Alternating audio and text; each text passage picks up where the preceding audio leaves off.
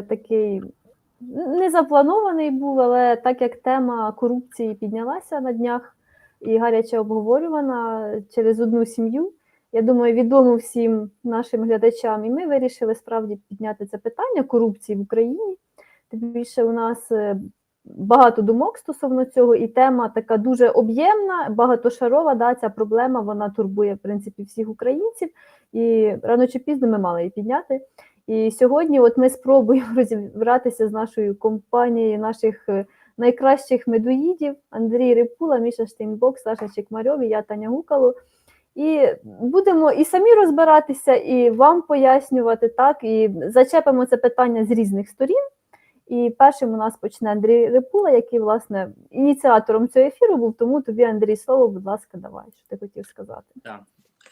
Добрий вечір всім медоїдам. Дякую, Таня, за те, що передала слово. Да, я був ініціатором цього ефіру, бо ясна річ, що в нас вже всіх 2,5 роки болить серце і душа, і через те, що відбувається в Україні, а найбільше вона болить через те, що ми розуміємо, що, можливо, десь половина того жаху, що відбувається, це про відповідальність нас самих. Тому що ми всі громадяни Другої Української Республіки, які не взяли належну участь в належному налаштуванні процесів в Другій Українській Республіці, який би працював на те, щоб громадяни Другої Української Республіки ставали багатшими, і щоб Друга Українська Республіка виготовляла якийсь продукт, який був би задоволений, щоб громадяни були задоволені. Цього, на жаль, не відбувається. Тому давайте, щоб конкретно перейти до цього розгляду сім'ї Круп з Хмельницького, давайте ми спочатку розберемося з словником, що в нас таке взагалі є корупція. Тому що, от коли ми говоримо, от корупція в Україні, люди завжди думають, хтось комусь дає гроші, і той, хто дає гроші, він від цього отримає якусь вигоду. Але це дуже таке часткове визначення корупції. Давайте розберемося якось більшому шансі, що це таке. Давайте я пропоную розібрати його на прикладі бізнес-підприємства. От що таке підприємство, наприклад? Можна сказати так, що підприємство – це є набір людей, які на вході мають якийсь один ресурс, далі всередині підприємства існують якісь процеси, за допомогою яких цей ресурс переробляється, і на виході підприємство випускає якийсь продукт. Цей продукт робить щасливим клієнтів цього підприємства і робить щасливим людей, які в цьому підприємстві працюють, бо вони отримують зарплату. Якщо ми говоримо про тепер цілу країну, теж можна уявити, що це як бізнес-підприємство. Тоді що ми маємо? Що от на вході бізнес-підприємства у нас є, грубо кажучи, земля, яку займається країна. Далі існують люди, які якось беруть ресурси землі, якось їх переробляють, і вони, по ідеї, мають робити якийсь унікальний продукт, щось випускати на експорт. І таким чином, щоб громадяни цієї країни ставали щасливішими, коли цей продукт продається. Або щоб клієнти, і в тому числі, щоб клієнти теж ставали щасливішими. Так от, оці процеси, які працюють сукупність процесів, які переробляють вхідний ресурс і вихідний ресурс, вони мають працювати ідеально як ланцюжок. І головна їх мета має бути в тому, щоб створювати якийсь новий унікальний продукт. І тепер, що таке корупція? Корупція – це тоді, коли процеси всередині цього ланцюжка, вони руйнуються. Тобто якийсь процес, він починає погано працювати, і через це ми не маємо, через це в нас відбувається щось одне. Або в нас продукт поганий на виході, або в нас незадоволені громадяни, або в нас клієнти незадоволені. Тобто Друга Українська Республіка створила такі умови, що в нас нічого, грубо кажучи, не працює. У нас ні громадяни не задоволені, в нас немає умови, що в нас існує якийсь якісний продукт, який Україна може презентувати на міжнародному ринку. Загалом нічого не працює. Чому не працює? Тому що процеси всередині держави, вони якісь є поламані, і в нас замість того, щоб продукт відшліфовувався і ставався кращим і кращим, в нас через те, що хтось комусь заносить гроші, десь там посередині процес ламається, і відповідно вгору просуваються якісь деградаційні елементи. Тобто замість того, щоб в нас замість того, щоб продукт у нас ставав кращим, у нас просто збагачуються якісь всередині елементи країни, збагачуються якісь люди, але вони їх не турбує про те, який буде вихідний продукт, яка буде його якість. Ну, я так намагався з теоретичної точки зору це розібрати. Тепер передаю вам слово, щоб ви конкретно поговорили про це, як це відбувається в Другій Українській Республіці. Вам слово. Да, спасибо. Давайте я, тогда, коллеги, я продолжу, потому что для наших зрителей сразу скажу, мы вне эфира, скажем так, в нашем клубе подискутировали на тему вообще, что такое коррупция, да, зачем она нужна и нужна ли она. И в частности про вот эту вот семейку Круп. Так вот, у нас после такой нашей дискуссии, да, наш медоед Илья Чидалума написал замечательный пост, как по мне. И для начала я хотел бы его зачитать, чтобы всех ознакомить, чтобы вы понимали, о чем в принципе идет речь. Итак, Илья Чидалума пишет. Термін «corruption», який ми бездумно перейняли, позначає розтління та загнивання. Тобто семантично це мало б значити, що є якась система, яку вважаємо правильною і працюючою. У ній є відхилення, що ведуть її до занепаду і поломки. Після 1991 року декілька років шукали модель суспільства і знайшли систему, де всі працюють не на створення нового, а на поділ існуючого. Де крадуть не з прибутків, а з залишків. Деякий час до війни вона зберігала консенсусний характер. Перше, зверху ділять потоки та активи, на місцях дозволяють приватизувати землі і квартири. Мало хто в УРСР мав власне житло, а не те, що дали на роботі. Та робити дрібний калим, як кажуть на Буковині, читай гешефт. І друге, як тільки з 2014 року почалася війна, ресурси почали різко скорочуватись і виникла проблема безпеки та захисту, плюс демографія. Різко посилився відтік людей з країни і, відповідно, вся ресурсна база. І тут друга теза. В нас немає класичного станового суспільства. В історії всі суспільства такого типу мали декілька станів з чітким розподілом функцій. Грубо кажучи, жерці, священники, філософи, воїни кшатрії, селяни тощо. І всі такі суспільства мали стан, який відповідав за захист і безпеку. Тому селяни вкалували на лорда. Лорд відправлявся на війну, не кажучи про те, що той же самий феодалізм передбачав двосторонні зобов'язання.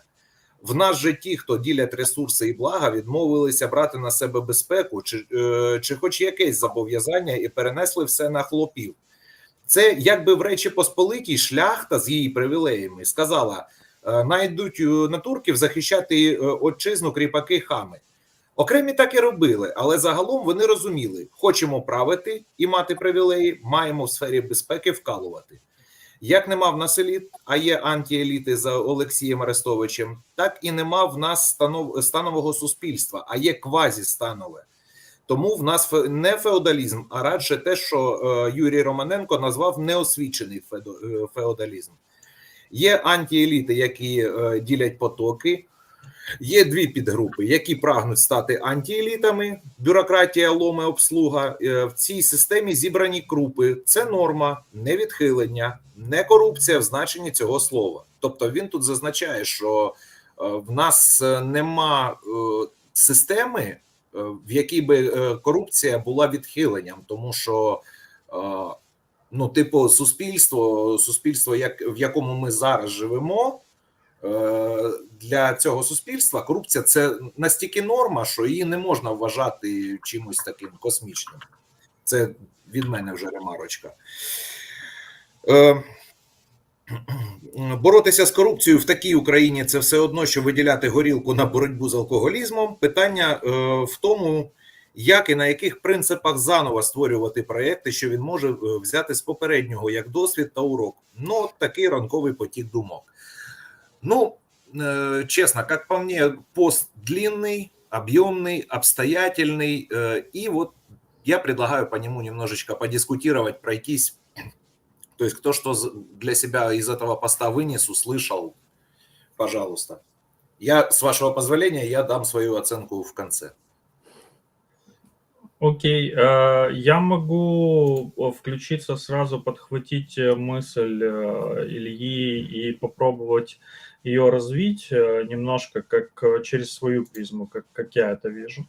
И я хотел бы, наверное, вот он там написал о том, что семантически неправильно мы переняли и используем это слово из английского языка, которое в английском имеет определенное четкое значение corruption.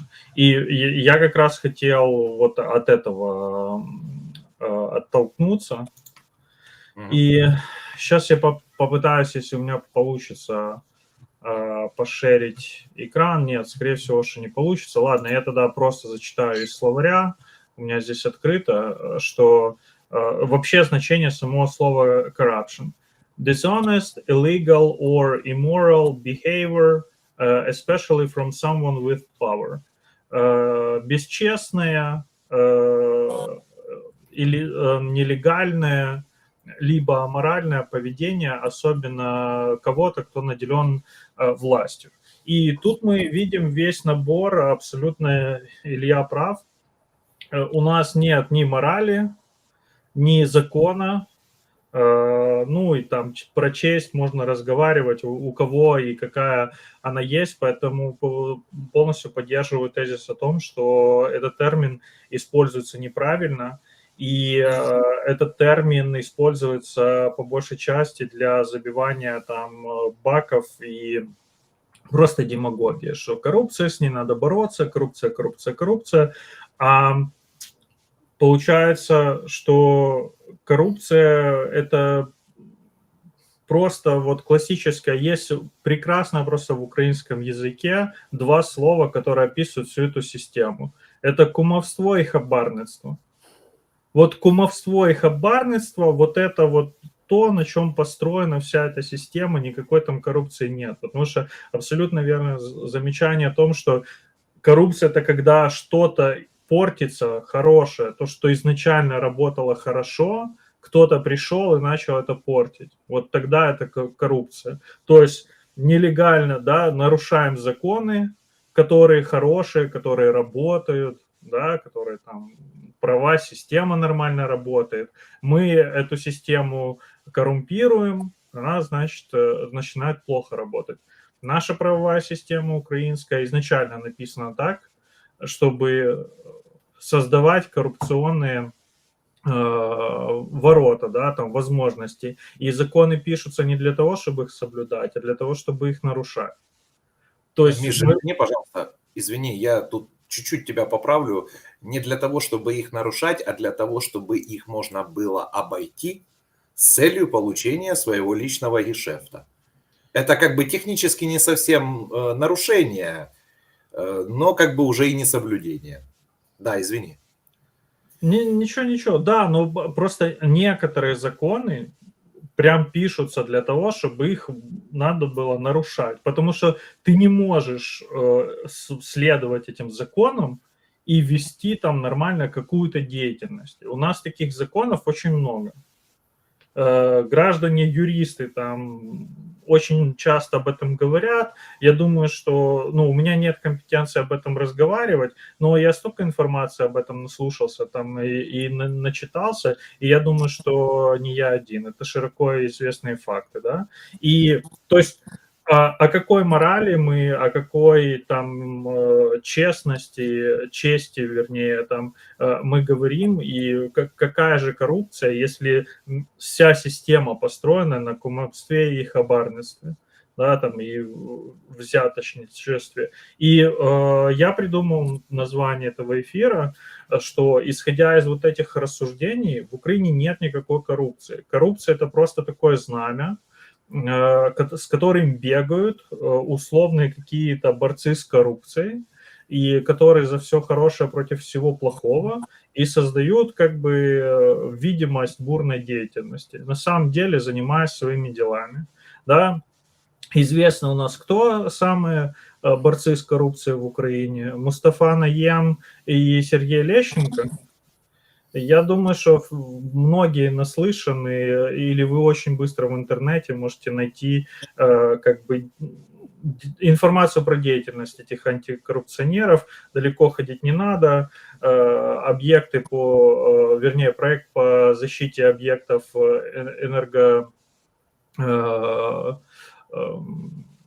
энергетической системы.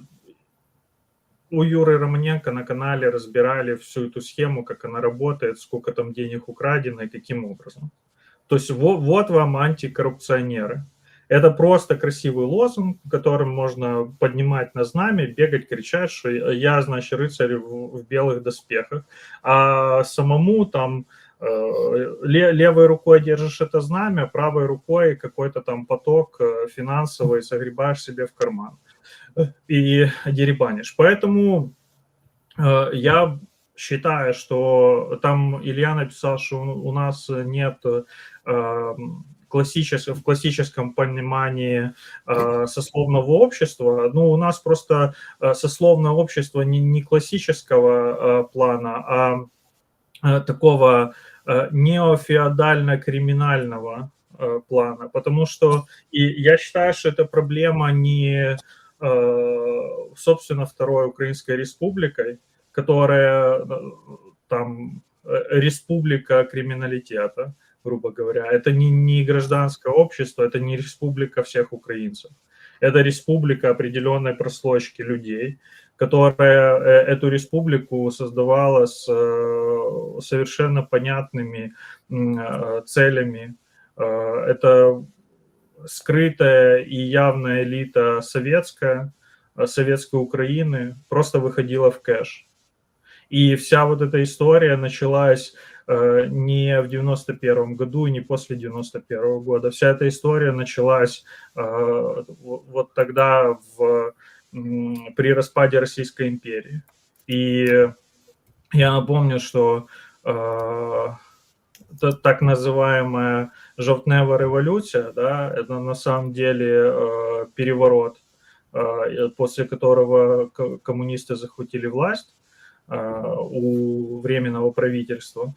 Это была антиреволюция буржуазная, потому что в 17 году февральская революция, это была буржуазная революция. Нормальный исторический процесс, вот у нас Таня, исторический аналитик есть, я думаю, сейчас она поможет мне и поподробнее об этом расскажет, я так накидаю общими мазками. Это нормальный процесс, через который проходили все там развитые страны Западной Европы. И этот же процесс исторический начался в Российской империи. С февральской революции, там Временное правительство, были там разные проекты. Я напомню, что в первых двух универсалах партии левые, украинские, там, которые возглавляли Грушевский там, и прочие деятели, они видели Украину автономией в составе Российской империи, никто не провозглашал как бы, там, никакой независимости. Независимость была провозглашена в Третьем универсале, после того уже, как большевики захватили власть. Ну, когда стало понятно, что вообще происходит, и потом гражданская война. Так вот, то, что мы сейчас имеем, это результат вот тех событий, потому что произошла антибуржуазная революция, общество снова загнали в сословное общество, извините за тавтологию, только сословия поменялись. Если до этого это было классическое сословное общество, где там была знать, ну, вот эти сословия делились так, как они делились там плюс-минус в других европейских странах, то после переворота большевиков к власти пришел криминалитет. И вот с тех пор мы живем как бы вот в этом сословном обществе криминалитета. Поэтому у нас криминальный жаргон везде в языке, в русском ходит, там мы даже не задумываемся об этом. Даже Илья частый пост, Саш, читал, гешефт. Гешефт – это криминальный жаргон одесских маланцев, одесских евреев. да, то есть и мы этим пользуемся, абсолютно не замечаем, это настолько пропитало нашу жизнь, что мы даже себе в этом перестали отдавать отчет.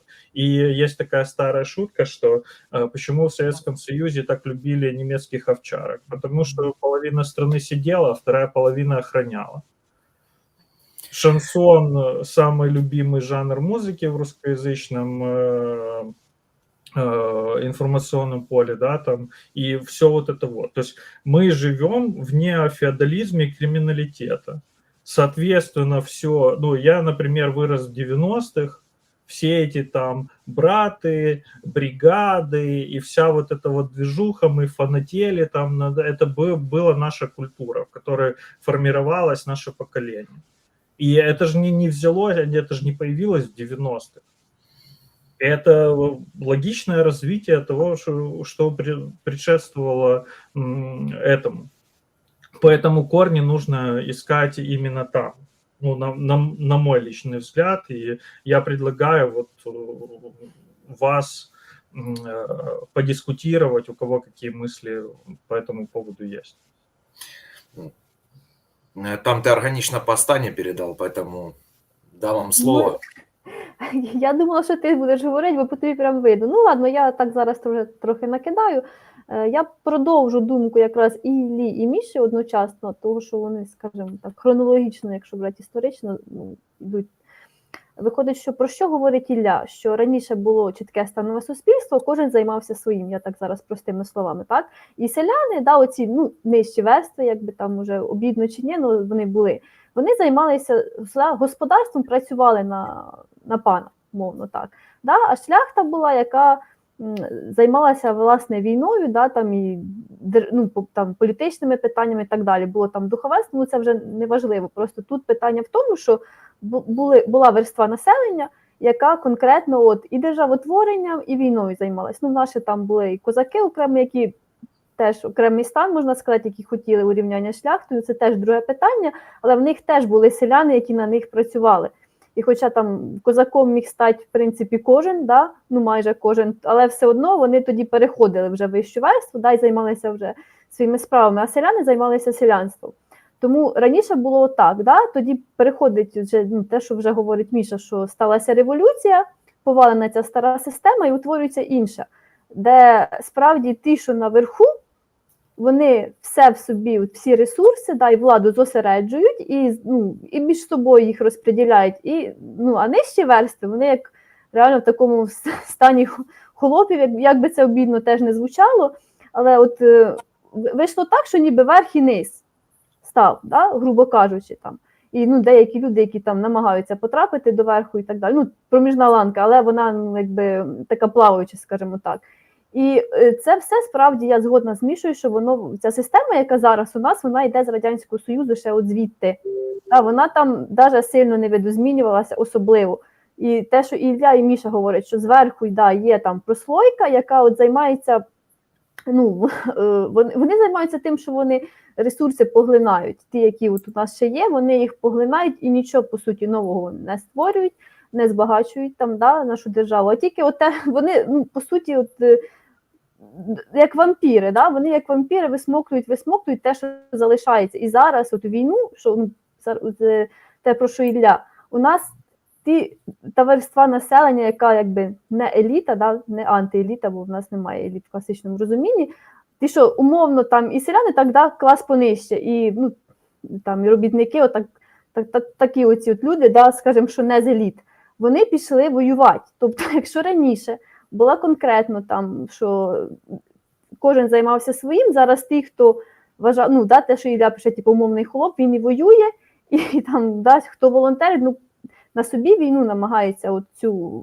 виносить, да, воювати там і тримати державу. А ця верства верхня, і раніше це була шляхта, яка займалася там державотворенням і військовими справами, вона просто далі краде ці ресурси і, ну, по суті, руйнує державу, да, вона дожимає те, що залишилося. Замість того, щоб розбудовувати, щоб творити щось нове, да, щоб наша держава ставала сильніша, приймати закони, які потрібно, розбиратися, да, з проблемами, Ну, і отак от такий дисбаланс дуже великий, що та верства умовна, яка я називаю нижче, щоб там ніхто не ображався, вона на собі все тягне. Да?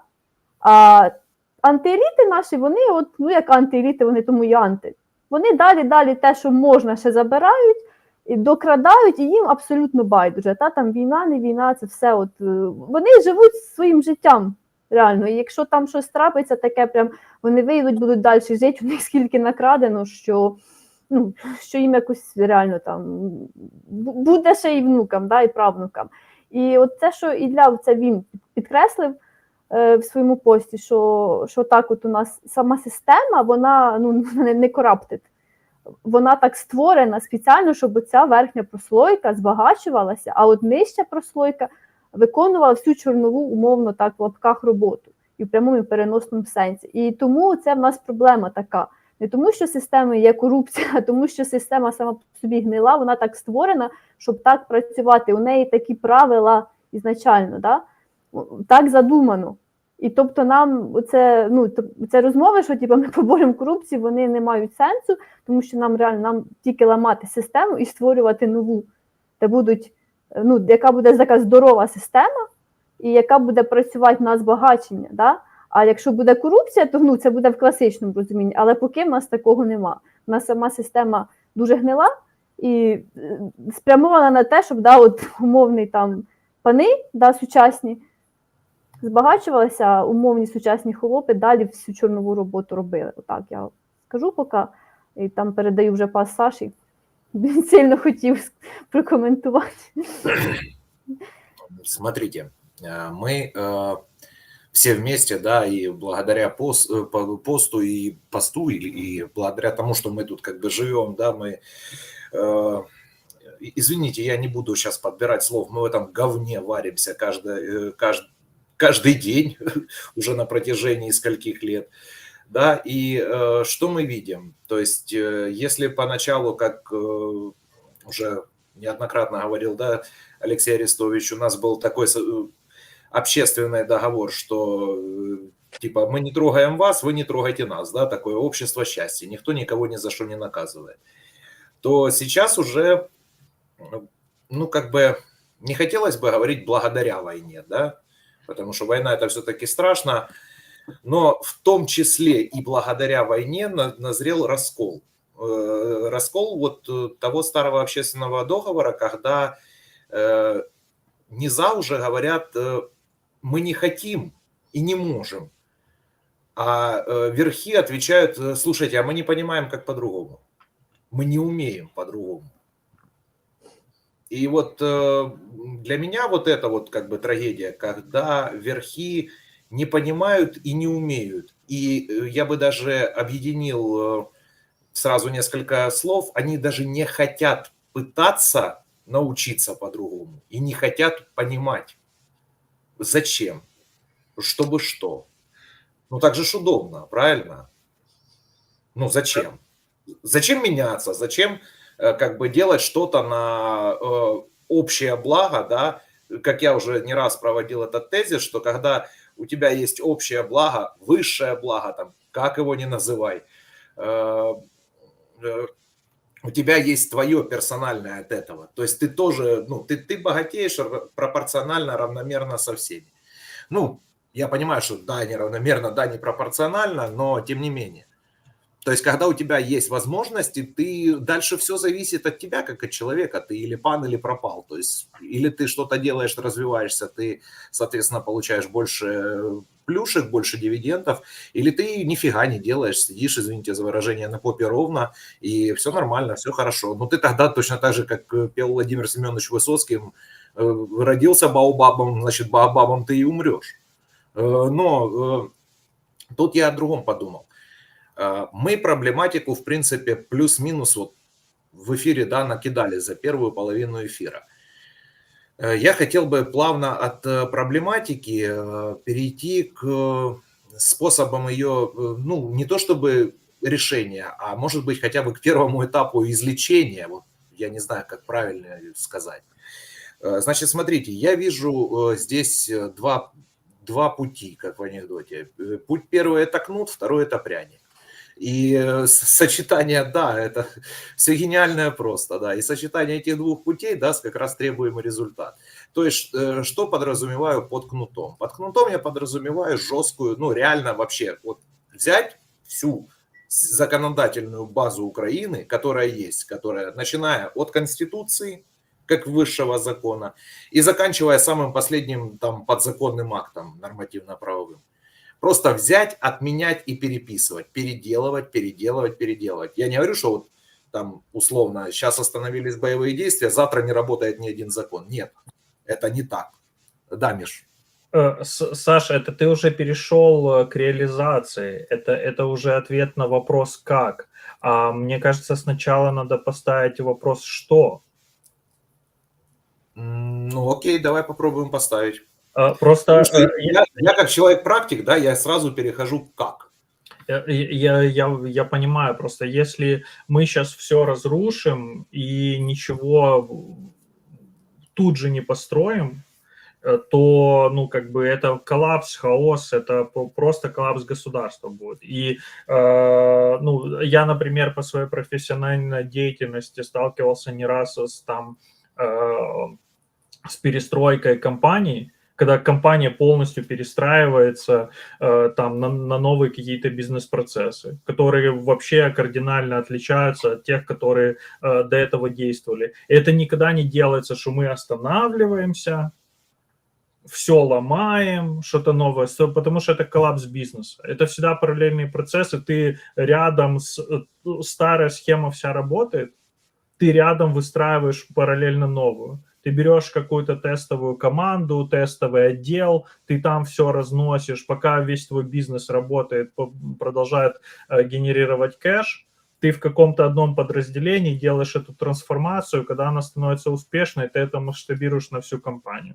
И таким образом. Поэтому ну, нужно действовать таким. Давай скажи, Андрей, ты давно руку тянешь, я просто там хотел коммент зачитать и сразу... Да. І я теж, до речі, по коментам, дякую, Міша, що передав слово. Значить, Ром запитував, що таке закон, і далі Інна Мягкова запитала, так як нам припинити корупцію? Ну, давайте так, щоб я відповісти на ці питання, я навім конкретний приклад. От я працюю в США, в біотехнологічній компанії, тобто я зараз працюю в бізнесі, грубо кажучи, пов'язаному з наукою, але все ж в бізнесі. І хочу навести такий приклад. От 2 роки назад, коли я почав працювати в цій компанії, я не знав, як процеси працюють в компанії. Так, і от приходить мені там імейл від одного клієнта. Наша компанія виготовляє мікроскопи для фармацевтичних компаній. От мені приходить імейл від клієнта, каже, от там USB-кабель, який з'єднує мікроскоп з комп'ютером, зламався. Можете нам надіслати запасний кабель, USB-кабель? Я думаю, да, мабуть, що можемо. Я йду, значить, в логістичний департмент моєї компанії, кажу, от адреса клієнта, можете, будь ласка, йому надіслати USB-кабель. На мене хлопець з логістичного департаменту подивився так на мене, каже, ні, не можу. І типу, ну все, і я не зрозумів, що відбулося. Далі до мого стола підходить президент компанії, небагато не мало, каже, Андрій, прийди, будь ласка, в мій кабінет. Я оце вже не знаю, типу, що відбувається. Зі мною компанія в нас 90 людей, тобто середній бізнес, але тобто президент намагається з усіма мати дружні відносини.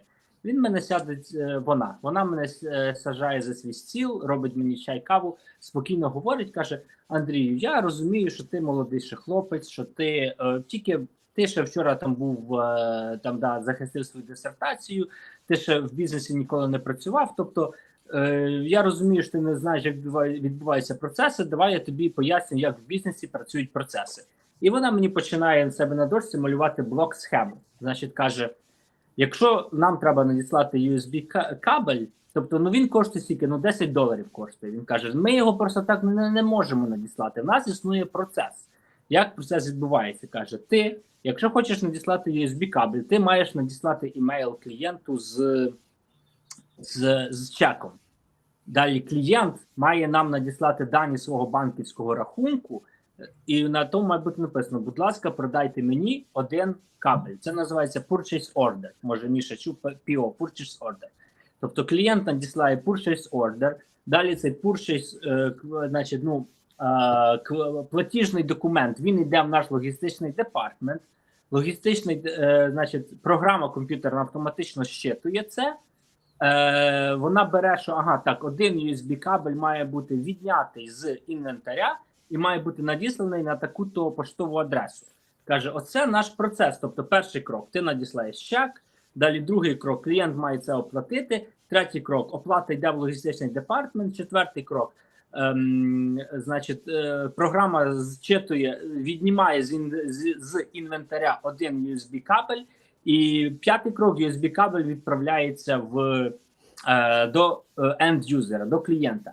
Тобто, мені президент пояснює, ось цей процес складається з 5 кроків. Що, Андрій, пропонуєш ти? Андрій, ти пропонуєш корупцію. Ти пропонуєш поламати 4 кроки, ти йдеш напряму в логістичний департмент і кажеш, відправте мені ось це. Що відбувається? Якщо ми слідуємо твоєму корумпованому процесу, ми просто беремо вручну, відправляємо кабель, він не віднімається з інвентаря, і далі наступає момент, коли ми будемо думати, що в інвентарі в нас там 112 кабелів, а в нас насправді 111. І от коли доходить черга відправляти там 112 кабель, в нас його не буде. І відповідно тому клієнту, якому ми мали відправити 112 кабель, клієнт буде незадоволений. Тобто, що відбулося? Я запропонував корупційний процес, і якби він би відбувся, то це десь би в довготривалій перспективі би зробило би незадоволеним якогось би нашого одного клієнта, який чекав 112 кабель. Тобто, питання, що таке, відповідаю тепер на питання Роми Романа, що таке закон? Закон – це сукупність процесів, який має бути спрямований на те, щоб ефективно виконувати функцію і доставляти продукт до кінцевого, до end-юзера. Андрей, я бы тут немножко уточнил твою формулировку. Закон, если мы говорим про какой-то один конкретный закон, это прописанный бизнес-процесс. Что и как должно происходить, кто ответственный, кто регулирует, кто наблюдает и так далее и тому подобное. Саме так.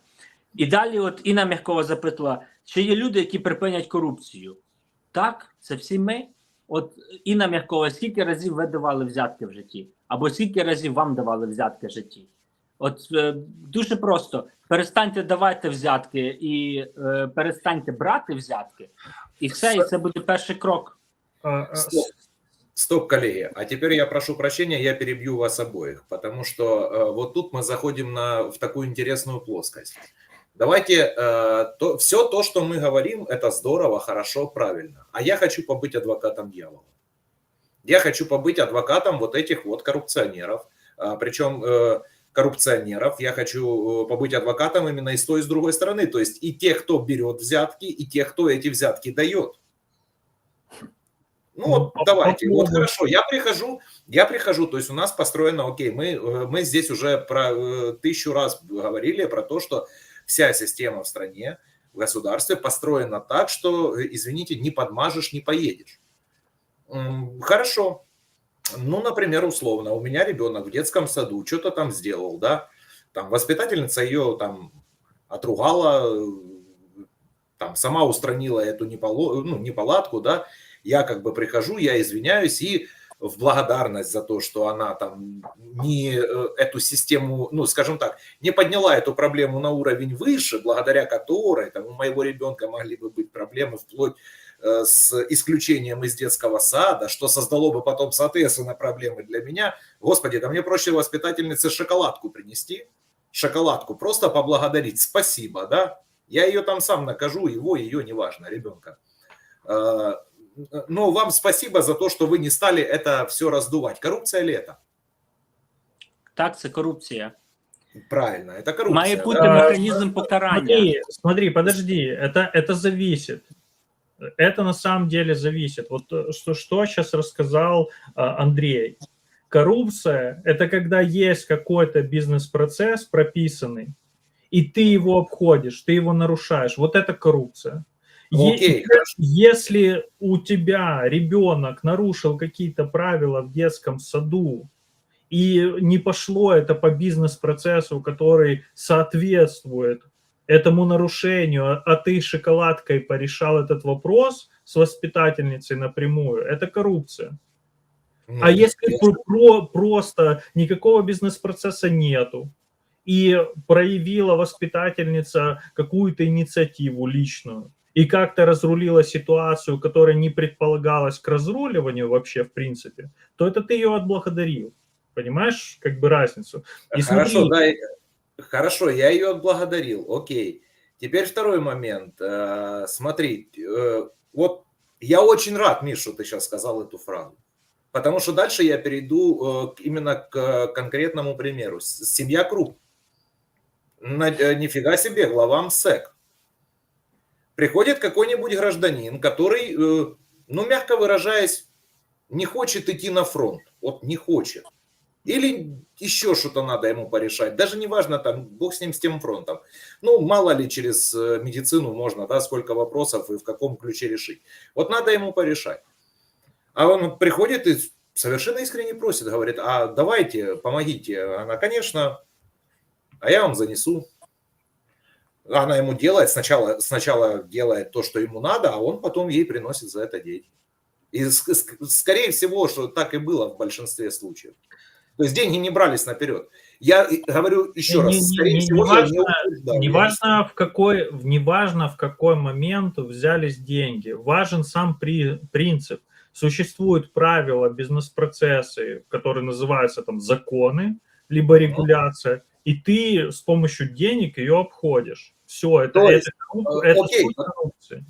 подожди, я имел в виду сам принцип. То есть смотри, есть оказанная услуга. Это не услуга, это не услуга. Хорошо, тогда почему мы сейчас это все осуждаем? Ну вот если, я еще раз говорю, для наших зрителей и для вас, мы здесь обсуждаем гипотетически, Миш, секунду, теоретически, как оно бы было, ну, как оно могло быть. Потому что и такие случаи в нашем государстве есть. Это сейчас, ну, мы не следователи, у нас нет на руках материалов дела. Мы не знаем, как там действительно все происходило. То есть то, что мы обсуждаем всего лишь случаи из жизни, ну, скажем так, на примере конкретного кейса. Да, Миш, извини, я перебил. Это рассуждение изнутри этой системы, понимаешь? Чтобы рассуждать об этой системе, как от нее уйти, надо от этой системы сначала отойти и посмотреть на нее со стороны, понимаешь? Рассуждая внутри системы, ты рано или поздно придешь к тому, что вот так, как оно устроено, это хорошо и правильно. Потому что по-другому вопросы не решаются, надо постоянно шестереночки смазывать. А оно все так работает, потому что система изначально таким образом создавалась, понимаешь? А теперь возвращаемся к началу моего спича. Я, кажется, говорил, что я побуду адвокатом дьявола, понимаешь? Ну вот.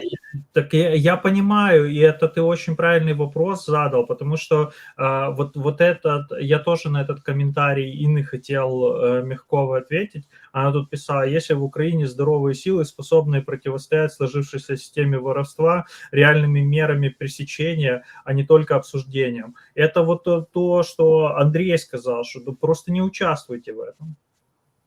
Здоровые, смотрите, ребят, здоровые, что важно понимать, да, здоровые силы есть, это мы с вами. Ну, все мы, я имею в виду, вся страна, Да, все. да. И я эту хочу мысль развить. Смотрите, любой, кто понимает, что это плохо, и это привело нас туда, где мы находимся сейчас, я про Украину как государство и про наше общество, и что если мы дальше будем идти по этим путем и ехать на вот этой системе, то Украина как государство исчезнет.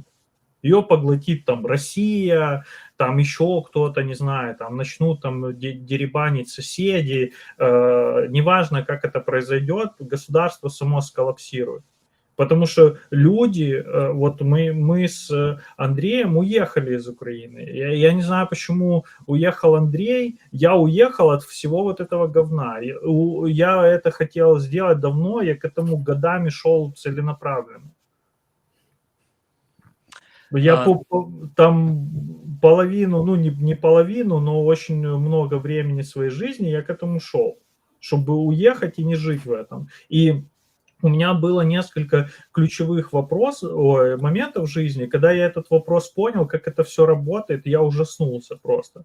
Первый момент у меня был, когда я еще живя в своем родном городе Белгород-Днестровском, также известном как Акерман, в Бессарабии, там районный центр такой есть на Днестровском лимане. У меня был разговор такой, спор с моим другом юности о коррупции. Когда он мне рассказывал, как это классно, супер хорошо вообще, что за деньги можно порешать там и то, и сё, и пятое, и десятое. И я ему говорю, так, ну это ж пока у тебя есть деньги. Он, так я там заработаю, там туда-сюда, да. И я ему говорю, а ты не понимаешь, что это все классно работает, пока ты не перейдешь дорогу к тому, у кого денег больше. А всегда найдется человек, у которого денег будет больше, чем у тебя. И ты не найдешь ни справедливости, ни суда там какого-то, ни правды никакой. Тебя просто уничтожат. И он завис в этот момент, у него не было что ответить. И второй момент, когда мы там, я учился в универе, в политехе, в Одесском, и мы там первый год я жил в общаге, потом мы там бандой снимали, короче, дом на 13-й станции Фонтана, и там жило много студентов, и со мной жил парень, который учился в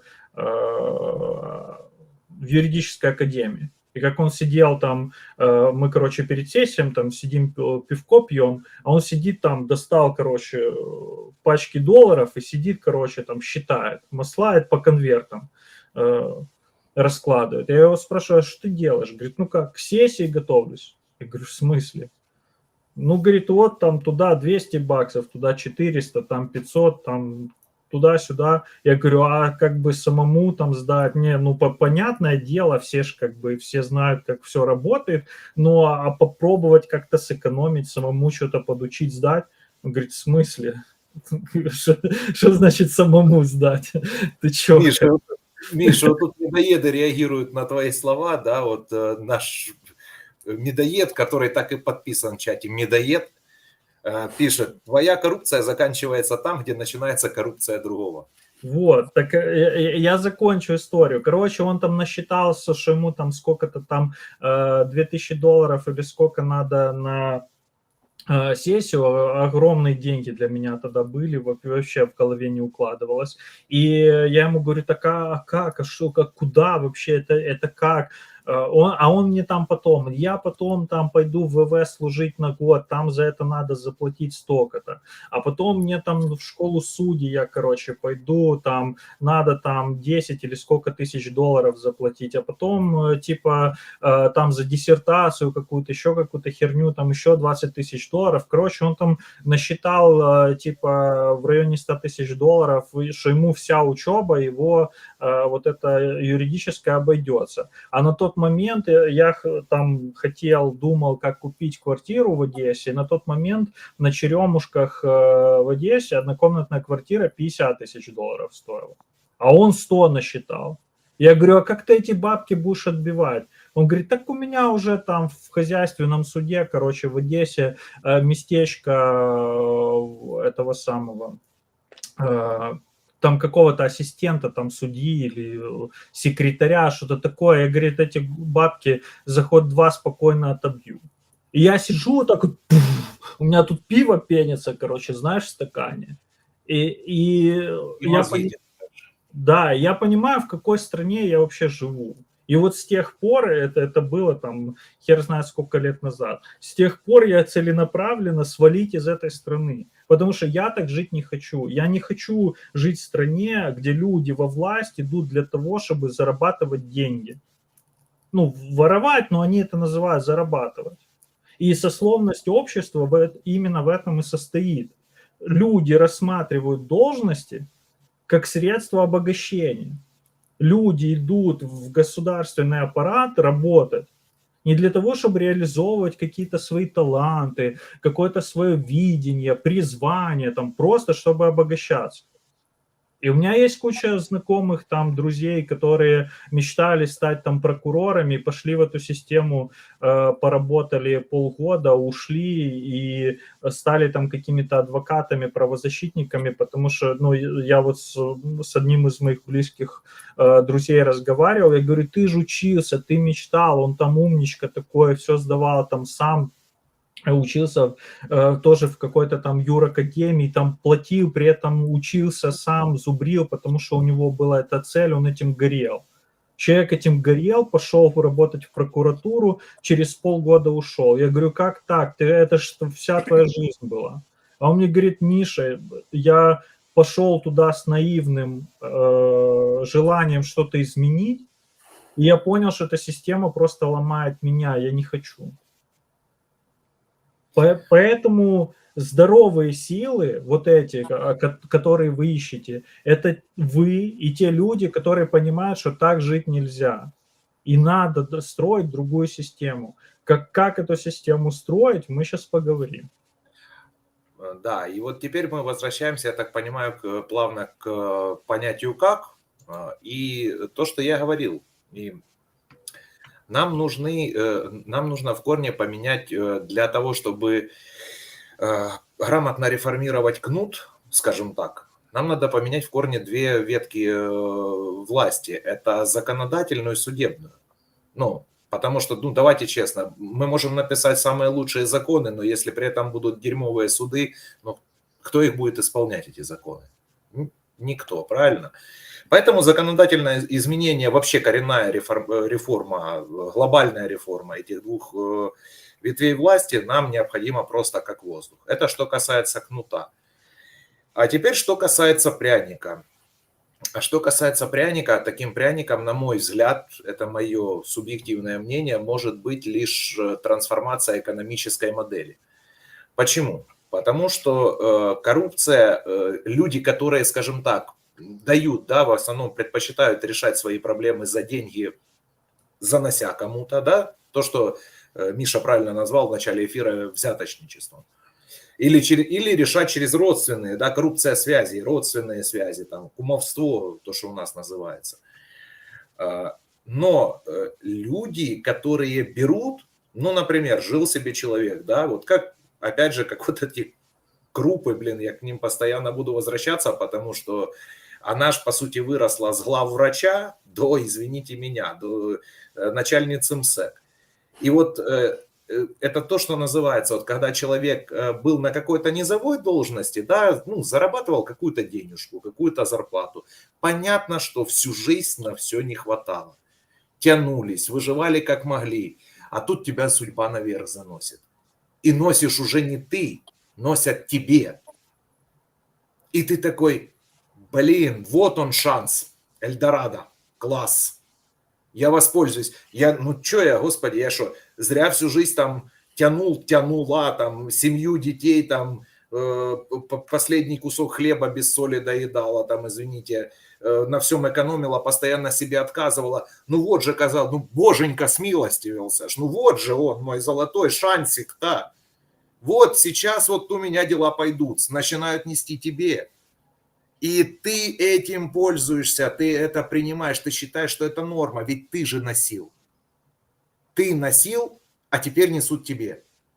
И это нормально в твоей голове, это нормально уживается. Понимаете? А почему ты носил? Ты пытался избежать проблем. А почему ты брал? Потому что тебе хотелось зарабатывать чуть больше, жить чуть лучше. Ну, еще раз я говорю, я приблизительно накидываю... У каждого своя мотивация, да, персональная, но, скажем так, я накидываю один из этих вариантов сейчас. И поэтому менять систему надо так, экономическую, чтобы эта система, ну, скажем так, полностью коррупцию, давайте честно, она не исключит любая, даже самая супер, там, пупер хорошая и грамотная. Саш, я тебя хочу перебить на секундочку буквально. Да, конечно. Нам нужно прийти к ситуации, когда вместо кумовства и хабарництва у нас будет коррупция. Понимаешь? Все. Я понял, да, Миш, я понял твой тезис. Ну, понимаешь, у нас дело в том, что кумовство и хабарництво называют одним уже термином коррупция, поэтому я вот чисто терминологически, как бы, да, я в этом и иду. А так, да, ты прав, если разделять. Вот. Но я же говорю, нам надо экономическую систему так, чтобы ее не то чтобы унеможливити, а так, чтобы сделать ее минимальной и малоспособной разрушить государство.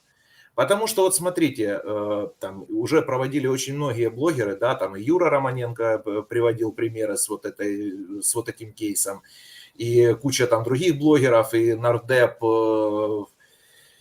господи, от Европейской солидарности Алексей Гончаренко тоже высказывался с вот этой резкой критикой. Ну, там, понятно, там политические игрища, но тем не менее, уже, по-моему, высказались все, да, все более-менее известные топы, медийные, там, ломы. И все пришли к... Я вот, знаешь, читал, слушал их высказывания, их посты, и у меня постепенно в голове сформировался один посыл, который они отправляют этой системе. То, что все, ну, хватит. Потому что вот эти деньги, наворованные деньги, ну, реально, ну, которые она, конечно же, ну, приняла в дар. Вот. Это ж кровавые деньги. Это деньги, которые могли пойти совсем на другие инициативы. При другой системе. Это деньги, которые, возможно, сегодня спасли бы 10, 20, 30 жизней солдат на фронте. Это деньги, которые могли бы, извините, содержать, вот, кстати, Юра Романенко вчера выкладывал пост у себя в телеге, я полностью с ним согласен, там про стариков, да, как он проводил подсчеты. 2000 семей на эти бабки можно содержать, внутренних переселенцев. Вдумайтесь, 2000 семей. А вместо этого это деньги заграбасала одна семья. Ну, так я же говорю, не работает система, нам менять надо систему. Нам менять надо систему так, чтобы люди, которые, допустим, работают и работают честно, чтобы у них не возникало соблазна порешать. Вот, Саша, правильно, чтобы работать честно было выгоднее, Выгоднее, да, удобнее, чем пользоваться кумовством и хабарництвом. Потому что нынешняя система, она как раз создана таким образом, что тебе удобнее пойти занести, смазать нужные шестеренки и быстро порешать свой вопрос, чем идти всеми теми бюрократическими коридорами, 7 кругами ада, Да, и Миш, да. нормально, легально решать свой вопрос. Я хочу тут секундочку влезть. У нас новый появился спонсор на канале, Андрей Осинцев. Я не знаю, правильно ли я прочитал. Вот, поздравляем на уровне медоед. Вот, и ставьте лайки, тема важная, подписывайтесь на канал, пожалуйста, на спонсорство подписывайтесь, но в первую очередь в описании к эфиру есть сбор на 61-ю бригаду, или нету, но появится, да, сейчас смотрю, что нету, но мы добавим, вот, и в первую очередь нужно спонсировать силы обороны Украины. И это, кстати, один из способов, как. Продолжай, Саша, извини, что перебил тебя. Ну да, ничего страшного, все нормально. Смотри, и вот же то, что Андрей рассказал, да, на примере своей фирмы. То есть вот ты сказал, говорит, да, пройти через вот эти круги ада, через бюрократию, понимаешь, и так далее, и тому подобное. Ведь Андрей описал процесс в своей фирме, и вот там в комментариях был... Ой, в чате, прошу прощения, был такой интересный комментарий, типа, а что, нельзя меньше бюрократии? Как бы, с одной стороны, нет, нельзя, да, потому что это как бы то, что... Саш, я тебя тут перебью, я позволю себе такую фантазию, предположение такое грубое, что этот комментарий исходит от человека, которому вообще не знакомо понятие бизнес-процесс. Потому что есть всегда необходимость в каком-то минимальном бизнес-процессе, чтобы у тебя работала система организации там, труда, логистики, чего угодно. Это не бюрократия, это система организации труда. И я хотел тебя вот в этом моменте поддержать, потому что там, где вы видите бюрократию, да, увидели бюрократию в рассказе Андрея, там, например, я увидел систему сдержек и противовесов, там я увидел систему стопоров, которые не дают всему бизнес-процессу и, как следствие, бизнесу в целом, как компании, просто-напросто пойти на дно, развалиться. И если мы уже говорим о последствиях, соответственно, уволить эти 90 человек, которые не будут получать зарплату, не смогут содержать свои семьи, пойдут некоторые из них, скорее всего, на улицу, извините за выражение, бомжевать. Так как Америка, ребят, напомните, в Америке лица без места жительства содержатся на каком-то балансе у государства, какие-то плюшки получают. Есть. Любые социальные плюшки, я имею в виду. Да. Да, вот, есть. То есть, соответственно, эти люди, боронь Боже, я просто рассказываю цепь событий, да, эти люди станут на баланс государства, который, опять же, баланс государства пополняется из ваших, ребята, кошельков, из ваших карманов. То есть это дополнительная нагрузка на ваши кошельки. Вот и все. Понимаете, я такую длинную цепочку-то рассказал, потому что, чтобы вы поняли, от того, что в кузнице не было гвоздя, от того, что кто-то захотел обойти такой маленький пунктик. Вот и все. Я хочу тут еще ответить на комментарий. Сейчас я его найду, потому что у меня что-то все уехало. Я его прям себе выделял. Вот. Вадим Гаркуша, прошу прощения, если неправильно читаю фамилию, пишет: Михаил живет в такой же стране, просто в его стране пока все хорошо и не очень заметно. В Украине тоже многие вещи, тоже многие еще недавно в сказке жили. Система общественных отношений пока везде плюс-минус одинаковая, формы чуть разнятся. Абсолютное заблуждение от начала и до конца. Система общественных взаимоотношений не везде разная. И в развитых государствах система общественных отношений кардинально отличается от стран третьего мира. Украина является страной третьего мира. И я вам на простом примере расскажу. Сейчас в США грандиозный коррупционный скандал. На коррупции поймали мэра Нью-Йорка. Сейчас будет суд, разбирательство, страна просто вопит, кишит там, и, короче, страшный гвалт по этому поводу. Поймали его на типа взятки в $100 тысяч. $100 тысяч. Сколько у семьи Круп нашли? 6 миллионов? Только на одной кровати? И тут чувачка поймали на взятке $100 тысяч, причем эта взятка не ему прям вот кэшиком принесли домой, в ручку положили, ему там какая-то турецкая фирма дала в предвыборный, по-моему, фонд, если я ничего не путаю. И еще к нему там предъявы, что он, значит, летал бизнес-классом. Ему это турки, эти бизнес-класс через Turkish Airlines организовывали. И какие-то там 5-звездочные отели, куда он там летал. Это взятки. При этом бюджет города Нью-Йорк на 2024 год $230 миллиардов. Напомните, сколько бюджет Украины всей? Чувак на $100 тысяч попался, и вся страна гудит об этом. И его сейчас будут судить, даже если он не сядет, его политическая карьера закончилась. Он в политике никогда больше не будет. У него все, черная метка, на нем крест.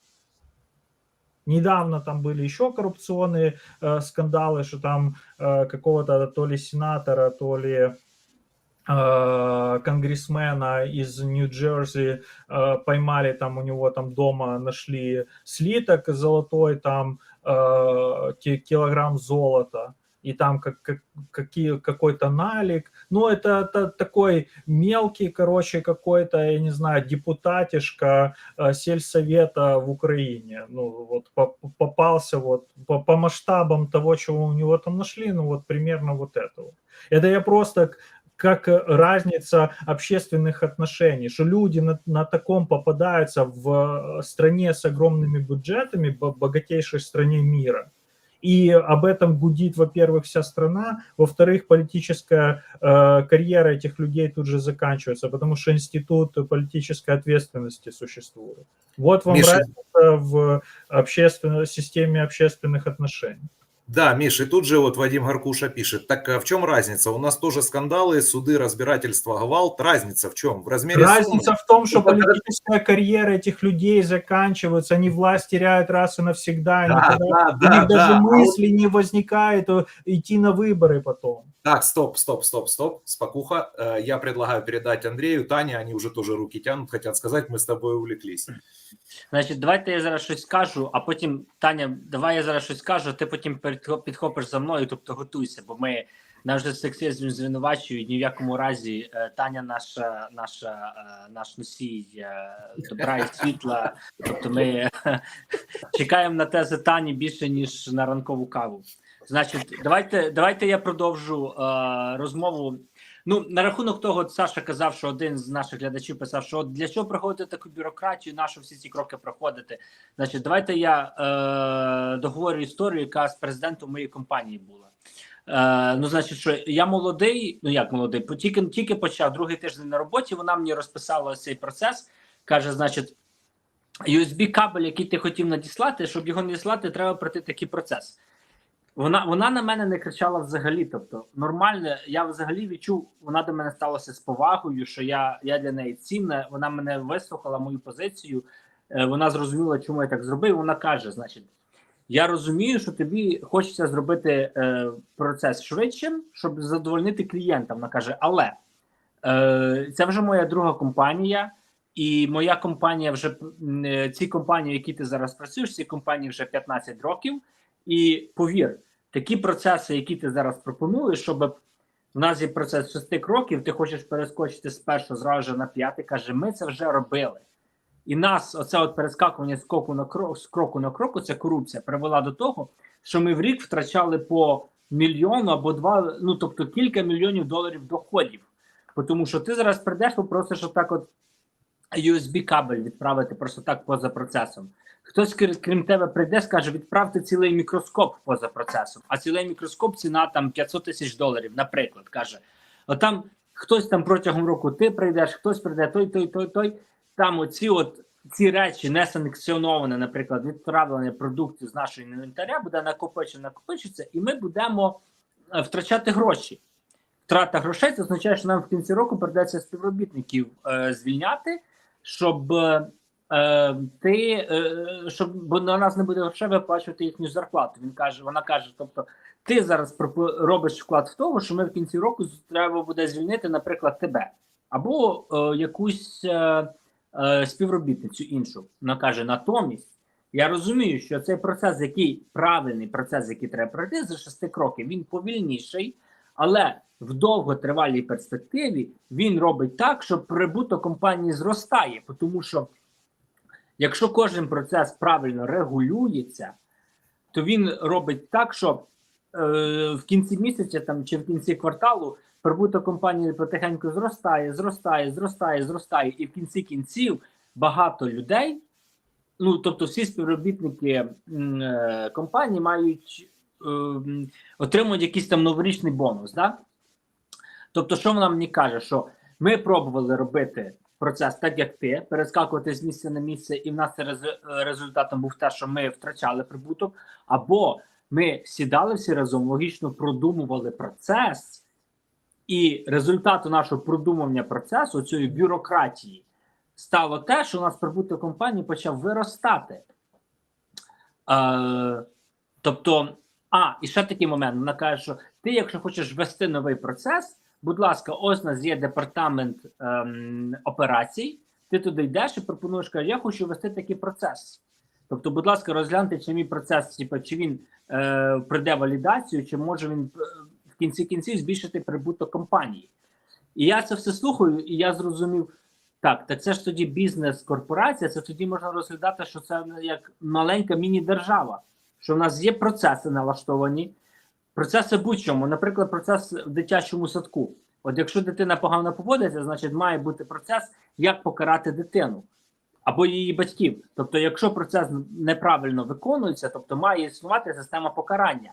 І тепер переходиться до того, що як нам виправити систему. Треба ввести адекватну систему покарання, одну з них. Тобто так, це метод кнута, але якщо твої дії впливають так, що прибуток компанії падає, значить ти маєш нести покарання так, щоб інші, дивлячись на твої покарання, більше так не робили. Я думаю, що я закінчив. Можливо, Таня хоче якось по-іншому це розвернути. Так, дякую, Андрію. Ну, я хочу два моменти, да, які я хотіла сказати, в принципі, протягом цього ефіру. І якби це трохи один момент, це як додати до того, що Міша говорив про свого знайомого, який там попав в систему, поняв, що вона його або зламає, да, що він опуститься до такого рівня, і він пішов. От в Україні є така проблема ще, окрім самої системи, да, вона створена спеціально так, щоб ті, що зверху там висмоктували всі ці ресурси, і що люди, які туди потрапляють, вони або псуються, або їх виштовхують, це правда. Але ще є така проблема, те, що я на днях якраз був пост Олексія Арестовича, я його репостила, я написала, що я називаю психологія бідності. Тому що у нас справді от люди, оці от хабарники, от вони хочуть більше. У нас просто виходить так, що от в суспільстві, якщо взяти, про багатих людей, який у нас стереотип, що це вони якісь олігархи або там накрали, да, або хабарники, реально, воно так і є, що це якісь погані люди. Про те, щоб чесно заробляти, що це там людина може бути креативна, суперпродвинута, у нас мало про це говориться. Хоча зараз вже, да, воно якось трохи є, там на Ютубі з'являється і так далі, але все одно це ще з Радянського Союзу теж оцей такий стереотип, що ці багаті люди – це якісь погані люди, які крадуть. Але насправді це те, що написав Олексій, і що там декого тригернуло, що більшість людей, тих, що засуджують, хотіли б опинитися на місці, насправді, цих хабарників. Ну, воно так і є, не всі, звісно, але велика частина людей. Тому що у нас, в принципі, от навіть по кінематографу, по літературі, по всьому, от подивіться, нас вчать успіху, наприклад, показують історії успіху. Ні, нас такого немає поширено. Щоб людина, от, там дитина, да, ще з школи, от її там розказували, показували, оце приклад, і вона така, я там, допустим, створю таку круту компанію, в нас цього нема, в нас все одно передається це такі ці от установки, що щоб бути багатим, треба красти, наприклад. І дехто так свідомо, я хочу красти, йде. А є люди, яких це на підсвідомості більше, да? І все одно оця психологія бідності, вона як проявляється? Або людина реально там прям бідна, і на що не вистачає, вона там кінці з кінцями зводить, цьому відмовляє собі. Або вона, їй дуже багато треба, і хочеться більше, і от ці хабарники, оця сім'я Круп, вони типовий представник цього. І там, це зараз так уже з внутрішньої кухні, як одна наша медоїдка, не буду казати ім'я, як сказала, про хабар, чого вони всі такі стрьомні. Оце якраз теж показник цього, того, що от реально справді, подивіться, як виглядають ці хабарники, там мужики якісь там пузаті, стрьомні зачіски, там у жінок, реально як, вибачте, колхоз. Бо воно так і є. Тобто людина навіть з грошима, якщо вона не може нормально зайнятися своєю зовнішністю, своїм здоров'ям, це говорить про те, що в голові щось, психології щось нарушено, да? І це якраз оця психологія бідності. Багато гребти, навіть на користь нормально собі використати не можуть. Тому що подивіться на бізнесменів багатих, там, навіть той же Америки, як вони виглядають. В нас теж різні, я не кажу, що всі там так виглядають, там і ці хабарники. Ні, є ті, що і доглянуті, там, але все одно, це типовий представник групи, це як людина, яка нібито так працювала, там звичайна рота, потім дорвалась і от все, понесло, але навіть на користь собі використати нормально не змогла. І оце теж проблема, і вона теж частина, насправді, корупції. Хоча, може, не основна, бо основна це система, але воно є, і воно просто його в собі, я чому це говорю, тому що треба в собі це відслідковувати. Тому що реально всі люди, ну я тут можу сказати всі, з радянським, пострадянським вихованням, в них є такі всякі установки, вони записані на підсвідомості. Тому що ну я там колись для себе там фінансове мислення прокачувала, вивчала, ну і я і в собі теж це ну якби виявляла. Я на рівні свідомості я не розуміла, що в мене такі стереотипи, да, про багатство. Це те, що блокує багатство ну, нормальним притоком, якраз оця установка, що та щось нечесно робить, типу, а я ж типу хороша людина.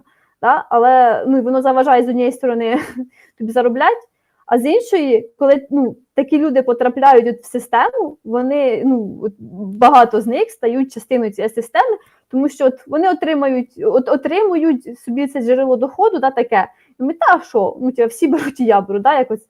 А от реально ну, такі люди чесні, справді, от як цей знайомий Міші, їх система або сама викидає, або вони йдуть. Да? От, і в політиці так само. Чому ми там постійно кажемо, там якісь фігові політики, там от вроді, даже, ну, серед них не всі з самого початку йдуть типу красти. Є, ну, буває, да?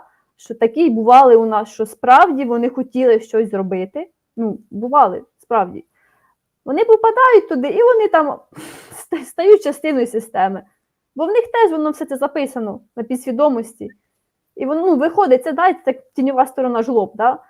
Це теж сюди, хоча це більш широке поняття насправді, і не тільки про матеріальне, ну, але от воно вилазить. А людина, яка не вписується, вона або сама реально виходить, ну, типу, вона розуміє, я не хочу бути, або її виштовхує система, якщо вона ну, починає боротися, да? Але поодинокі, такі от, ну, наприклад, в тій же Верховній Раді, мов, да, в політиці, там вони ну, поодинокі такі боротьба, вона нічого не змінить. Тут треба все-таки, щоб група людей, як мінімум, була, і то боротися досить сильно треба. І от оцей момент, просто що те, що Андрій казав, що з кожного з нас, ну, все-таки ми ну, займаємося тим, чим ми можемо, да, на тому рівні, на якому ми можемо, то хоча б себе починати, і хоча б там, де ти, ну, наприклад, ти пропонують дати взятку, щоб не давати, да, от протест, скажімо так, проти цього, тому що кожен твій вибір, він все одно впливає, як не крути. Хоча, здається, багатьом, я знаю, типу, та, що там, я от, допустим, тут взятку не дам, що це змінить, воно другі дають. Ні, ну воно так зазвичай трапляється. Один відмовив, другий сотні і так далі. Тим більше це все воно, чим більше таких людей, які проти цього, да, вони сопротивляються російською словою, забула українською. Чим більший шанс, що ми можемо побороти цю систему. Це один момент, я хотіла сказати. Другий, це якраз ще, що цікаво, от це те, що мене дивує, і, ну, і злить в тому числі, що у нас насправді до корупції немає такої великої нетолерантності. Да, нібито всі засуджують, нібито всі там обговорюють, це там меми всякі, там це, і типу кажуть, нам треба поборотися, це наша проблема.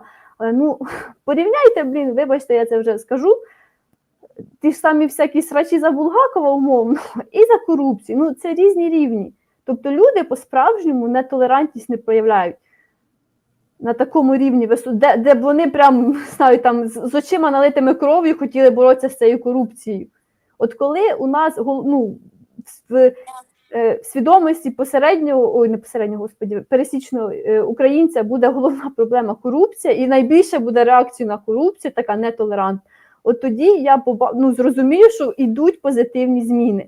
Тому що справді у нас тригеряться більше на всяких цих російських письменників чи ту ж мову, да, ніж на корупцію, що реально є великою проблемою, і, в принципі, одною з основних проблем України – ця система.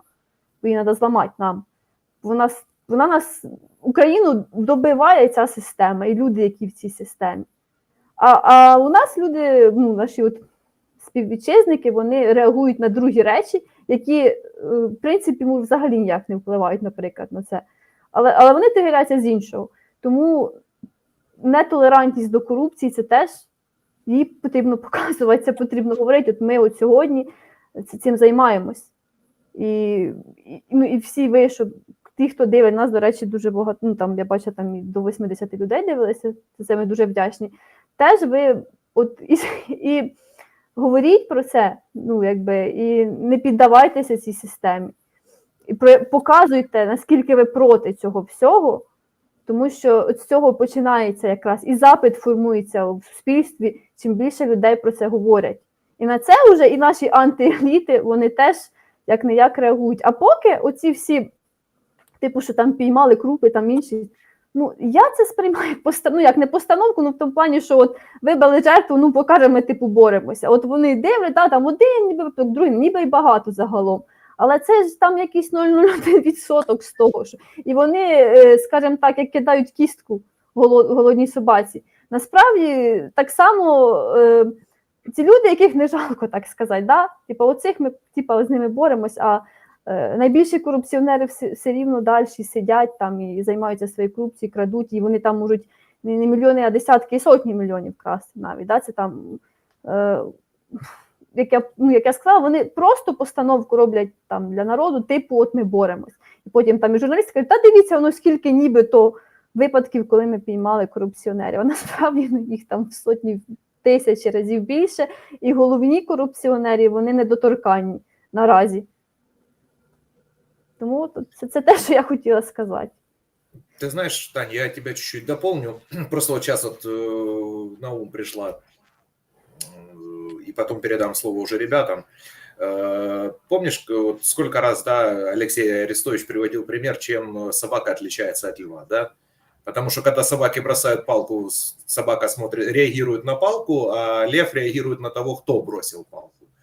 Вот тут если представить, что палка это вот это отвлечение темы, типа там, знаешь, что украли 28 миллиардов баксов, а чему не державную? То есть, ну вот сразу это размывание вопроса, да, и пытаются ж такие топ-чиновники делать как же, типа их начинаешь спрашивать, ребята, а что украли? Та ты ж кацапський шпіон, та ти ж москаль, та це ж все про кремлівське ІПСО, и поехали, и погнали. Ну, то есть размывают. Вот, поэтому я же говорю, украинскому обществу сегодня надо перестать быть собаками, реагировать за палкой, потому что им государство палку в другое направление кинуло, и все побежали, понимаешь, за этой палкой. Надо стать львами, надо смотреть на того, кто бросил. То есть надо, нет, а чему на державную? Да нет, ты не понял, на чему на державную, что ты украл? И какая разница, на каком языке задан вопрос? Что ты украл деньги? Вопрос сейчас не о языке, как говорится, да, то есть не меняйте тему, гражданин. Вот.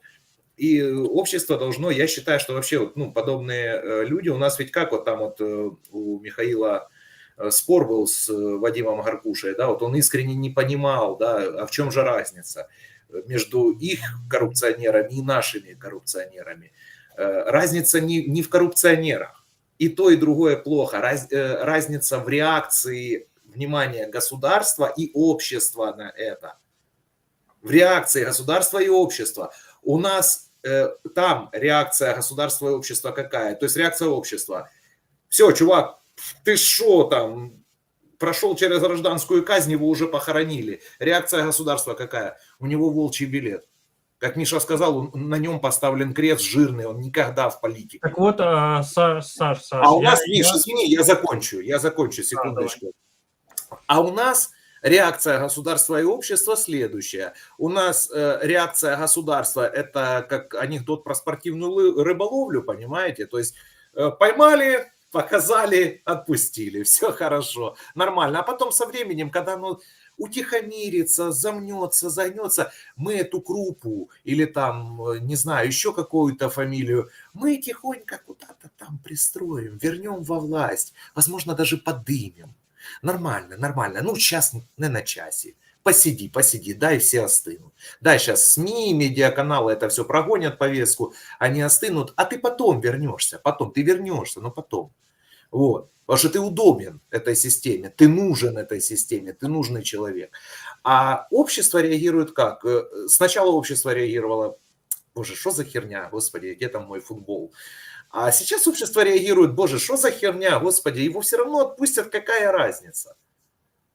Ребят, никакая разница, это ваши деньги, это наши деньги. С этого все и начинается, с безразличия. И, в принципе, это безразличие и апатия достигаются целенаправленно и намеренно.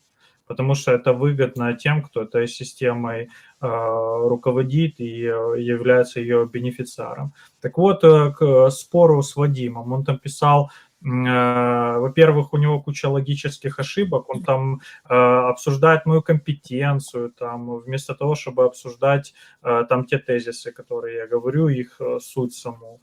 Строит там вот это его, что да у вас там был чувак в США, ватебаутизм, а что там США, да?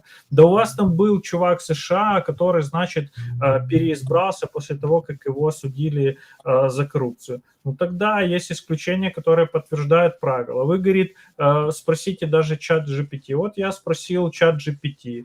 Были случаи, когда политики после того, как их поймали на коррупции, переизбирались. Чат GPT говорит, да, были. Первый. Мэрион Берри. Один из самых известных примеров. Он был мэром Вашингтона, когда в 90-м году был арестован за употребление наркотиков и коррупцию. Несмотря на это, после тюремного заключения Берри был снова избран на пост мэра в 1994 году и затем на другие должности. Окей, один случай есть. Случай 2. Джеймс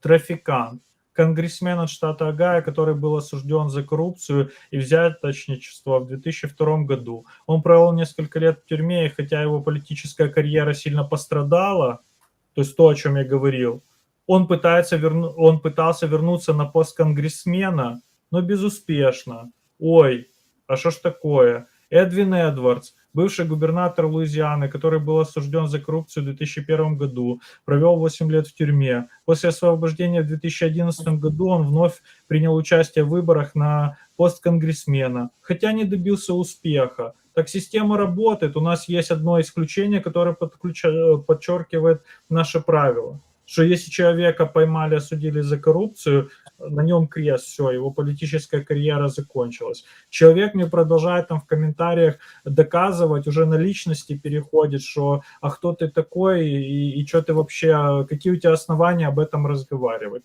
Ну, ребята, это называется демагогия. Если вы как бы не хотите суть вопроса обсуждать, то просто спорить для того, чтобы доказать, что вы прав,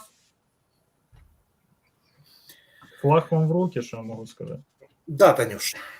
Я коротко, я просто хотіла якраз додати до Саші, якраз і до Міші, воно одночасно буде. Один з методів пропаганди головний – це відвернення уваги від головної проблеми.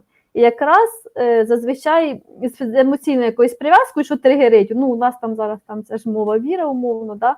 Там всякі Булгакови, бо вони тригеряться. Завтра буде щось інше, будуть іншим відбути. Це не має значення. І от цей Вадим – це приклад того, як людина сама свою увагу теж відвертає від головної проблеми корупція в Україні. Да, Міша говорив, Андрій говорив про систему, да, як вона працює, приклад наводив.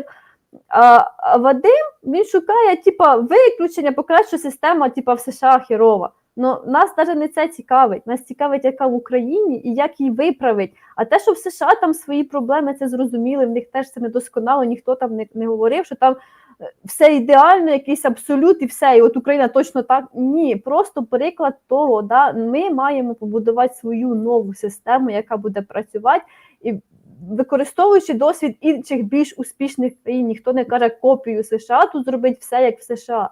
Тобто не треба самих себе теж збивати з толку. Що було таке, значить все, ми хрест на США. Ну так можна скільки завгодно ставити на США, від цього в Україні нічого краще не стає, що ви докажете, що в США фігня. Тому слідкуйте теж за собою. Знаешь, Танюш, я тебя тут добавлю. Я, во-первых, поддержу каждое твое слово, а во-вторых, я добавлю, немножко расширю.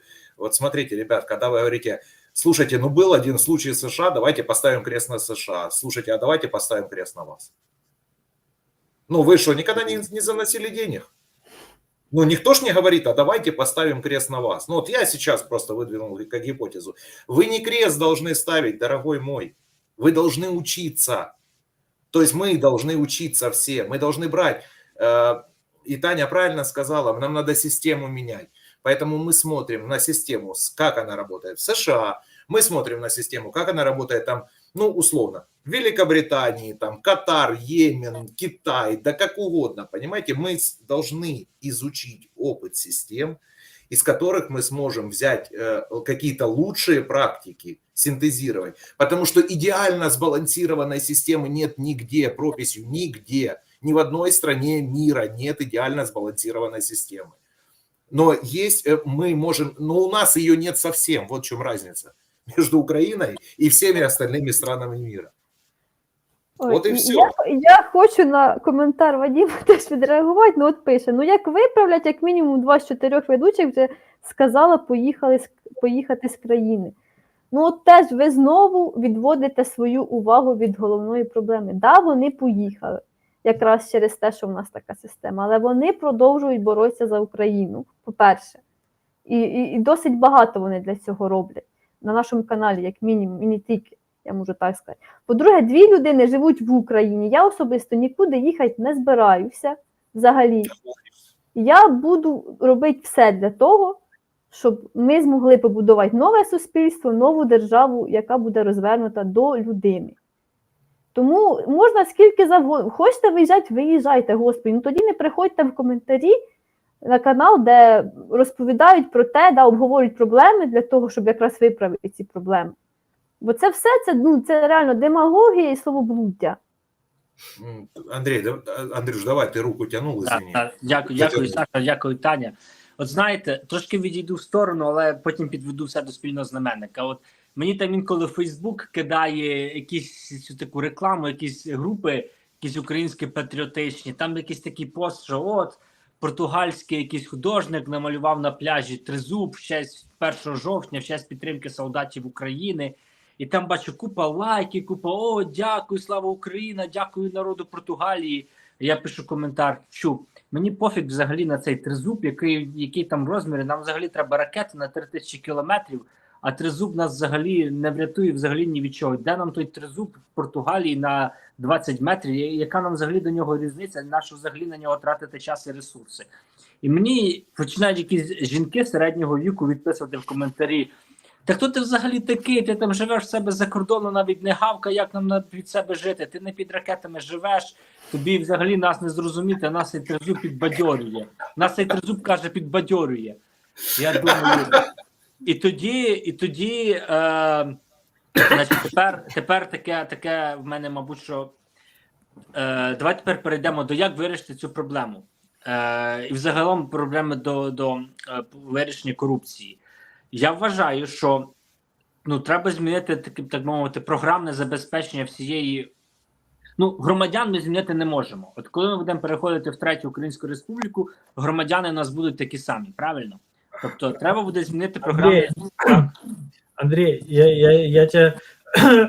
Ой, сейчас... Люблю разговаривать с выключенным микрофоном. Я тебя перебью на момент. Тут психологическая ловушка. Конечно, мы не можем никого изменить. Человек должен сам захотеть измениться. Так, я згоден. Сам чоловік хоче, людина сама має захотіти змінитися. Щоб людина сама захотіла змінитися, їй треба допомогти мислити прагматично. От коли людина реагує, коли я кажу, що мені пофіг на тризуб, давайте краще ракети будувати.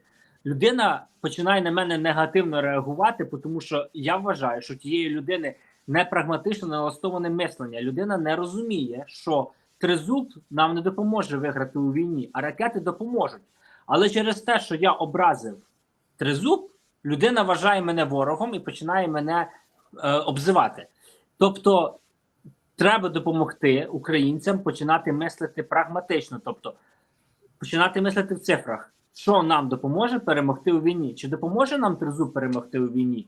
Десь там в Португалії якийсь там розмір 20 метрів. Мабуть, що не допоможе. Нам допоможуть виграти ракети, які літають на 3000 кілометрів. Добре, тоді будуємо ракети. Тепер, коли в нас йде спори в інтернетах, там, чи Булгаков там у нас письменник, чи Тарас Шевченко, чи ще там хтось, чи прагматично нам тратити час на розмови, хто там крутіший, Булгаков чи не Булгаков. Чи нам краще боротися з корупцією, чи нам краще пропонувати не брати взятки і самим не брати взятки. Тобто, я вважаю, що давайте тепер говорити про вирішення проблеми. Я вважаю, що треба допомогти українцям мислити прагматично. Тобто не мислити в термінах: о, ти говориш до мене російською, я з тобою не хочу мати досвіду. Ні. Треба задавати питання так. Так, мені байдуже, якою ти мовою говориш зараз. Мені головне, як ти працюєш і який вклад ти вносиш в бюджет України.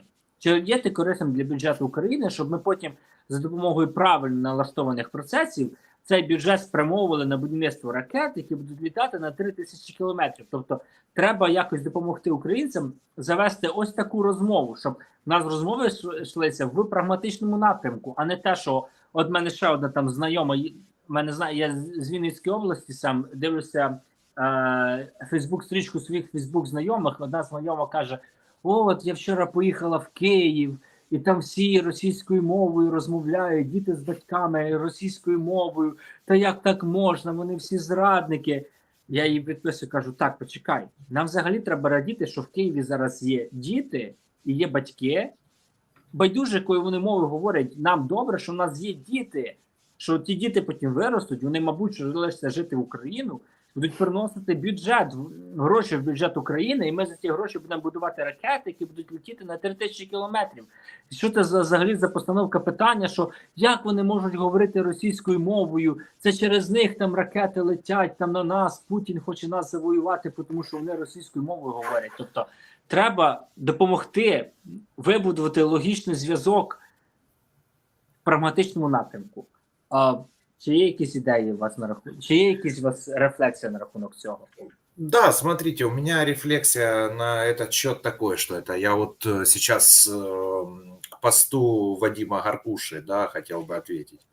Нет, потому что он действительно, он триггернул этим постом. Вот вы говорите, 2 из 4 ведущих уехали за границу. Хорошо, окей, они уехали. А что они уехали? Ну, Миша объяснил свои мотивы. Андрей, ну, если захочет, объяснит свои мотивы потом. Так, может быть, они как раз от вот этого всего, извините, дурдома и уехали? А чё люди уезжают? Вадим, вы не задаете себе вопрос? Потому что, ну, условно, это, я же говорю, это сейчас не конкретно вам, я не хочу переходить на личности, потому что, условно, есть люди, которые, вот как описал Андрей, нам на ракети, ти що, тризуб, ти що, скотиняка, національний герб ображаєш, падлюка. А те, що той герб тобі не допоможе, вибачте, збити жоден шахет, жодну ракету, або більше, запустити їх в обратну сторону, бо в тебе їх нема. Ну, извините, и вот из такой системы уезжают люди. И потом, когда ты читаешь, я так умиляюсь, вот честно говоря, так умиляюсь нашими людьми, которые продолжают эту истерию гнать. Вот человек в соцсети X сегодня буквально перед эфиром зашел и вот увидел такой пост, просто вот пространный пост пространного человека. І я смотрю, йому фоловеры там строчат: да, друже, ти правий, усі російськомовні кляті вилупки там геть, знищити, зарізати, побити, покарати. Я читаю эту массовую истерию, я понимаю, боже, люди, вы о чем? Во-первых, к автору поста у меня один вопрос: а что ты за границей, друг? Что ты за границей? Что не едешь сюда? Что уехал?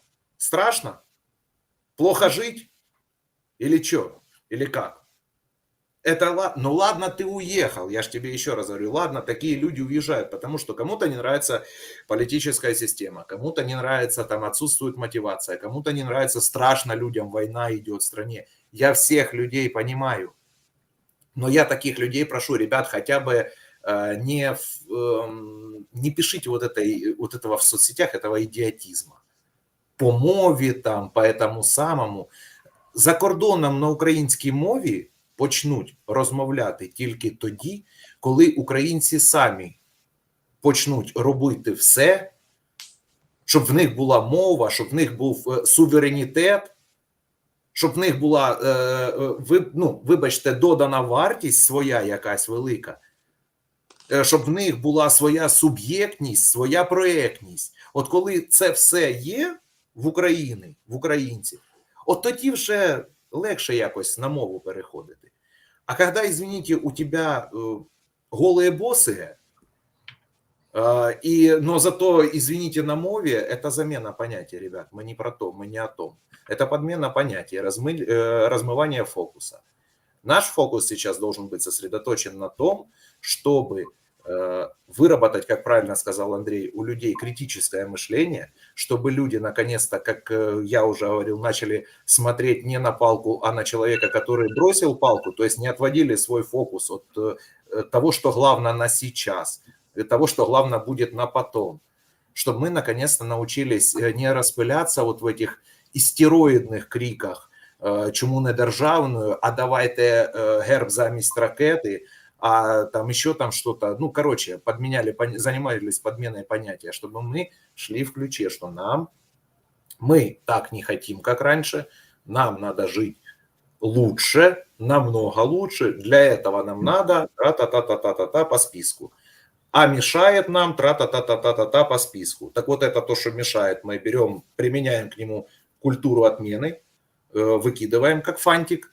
А вот то, что нам помогает, да, опять же, по списку, вот это классно, вот это мы поддерживаем, вот это мы продвигаем. Ну, это я так на пальцах раз объяснил. Я Мгм. додам вже теж недовго і будемо, мабуть, вже закінчувати, там Міша зафіналить. Я думаю, ну дивіться, це ж знову ж таки ця проблема. Чому там тризуб, мова важливіше там, ну, за реальні там проблеми, типу корупції, відсутності там елементарних там ресурсів і так далі. Ну, українці, вони ж символічна нація, люблять дивитися на фантик, да? На обгортку, а не на начинку. І я там люблю тризуб, тризуб Володимира Великого, там, він пов'язаний з Русі, я українською мовою все своє життя говорю, і так далі. Це все дуже важливо і для мене, і для українки. Але я розумію, що не врятує українська мова від ракет. Там, як би ви не говорили, що Путін прийшов через мову, він прийшов не через мову. Те, що мова російська, елемент їхньої пропаганди, руського міра і так далі, це да, але це не головна причина. І те, що Андрій казав, нам, ну, він каже прагматично, я б сказала, скоріше, раціонально мислити, вміти визначати свої пріоритети. Пріоритетні питання наші, які вирішити для нас, головним пріоритетом є наші ресурси, причому всі, і військові, і фінансові, і інтелектуальні. Да? От чому виїхав Андрій, я там, звісно, за нього не буду говорити, але у нас велика проблема з наукою. Це те, що йому болить, я знаю, у нас багато ефірів, в тому числі через те, що в нас, наприклад, науковців теж не цінять. І таких проблем мільйон. Вони всі сходяться до одного. А чому? Тому що якраз от символ важливіший за те, що матеріальне, скажімо так. Да? Тому давайте вже все-таки подорослішаємо і навчимося визначати пріоритети і причинно-наслідкові зв'язки теж всього взагалі. І корупції, і війни, і такої от системи, і такої держави, і суспільства, яке у нас є. Тому що це все, типа, ну, це теж відвернення уваги. Да? От на тризуб, вау, класно, тут мені приємно, коли там хтось щось намалював і так далі, але це, якби, опять-таки, не вирішує головну проблему, як сказав Андрій. Нехай малюють скільки завгодно, і там дуже красиві речі, чи там вірш зачитали там Шевченка чи Українки, це круто, але як це нам допомагає от реально Збивати сказав, шахеди. да. Як це нам дадуть це ракет, це нам ракети принесло, чи нам принесло більше ППО, чи там так всі люди, які це працюють. Я не кажу, що не треба, але просто це для тих, хто дивиться, що навчіться звертати увагу на головне. Да, і те, що от сказав, і Саша теж, на того, хто кидає палку. І навіщо? Тому що пишатися там гербом чи ще чимось, це дуже круто, але пишаються реальними досягненнями. От я буду пишатися реальними досягненнями, коли Україна поборить корупцію, побудує нове суспільство і державу, як я вже сказала, розвернуту до людей, і державу, яка буде, ну, суб'єктом, да, лідером. Я бачу Україну лідером і Європи, і взагалі світу. У нас великий потенціал. І це вже я зараз скину так, вже, нас буде через 2 тижні з Андрієм ефір про індоєвропейців. Ну, там по лінгвістиці більше, але українці – це індоєвропейці. А це дуже таке поняття широке. І там і ці всі українська, російська мова, культура – це все така малесенька частинка цього всього. Тому, да, розширюйте трохи свою свідомість і мислення теж. І навчіться, ще раз повторю, звертати увагу на головне. І не дозволяти нікому свою увагу відвертати. І самі себе теж не плутайте, не збивайте. І тому що це от одна з головних проблем. От увага не на тому, не на головному і взагалі на якомусь другорядному чи третьорядному. І тому от, да, корупціонери, поки вони крадуть, ми там пишаємось гербом. Це круто.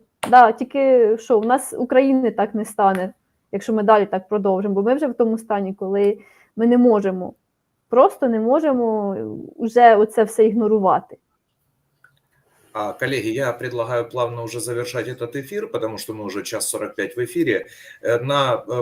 Напоследок, вот я все-таки, я не могу не зачитать, вот у нас сегодня Вадим Гаркуша, молодец. Я потом еще реплику дам перед завершением, Саша.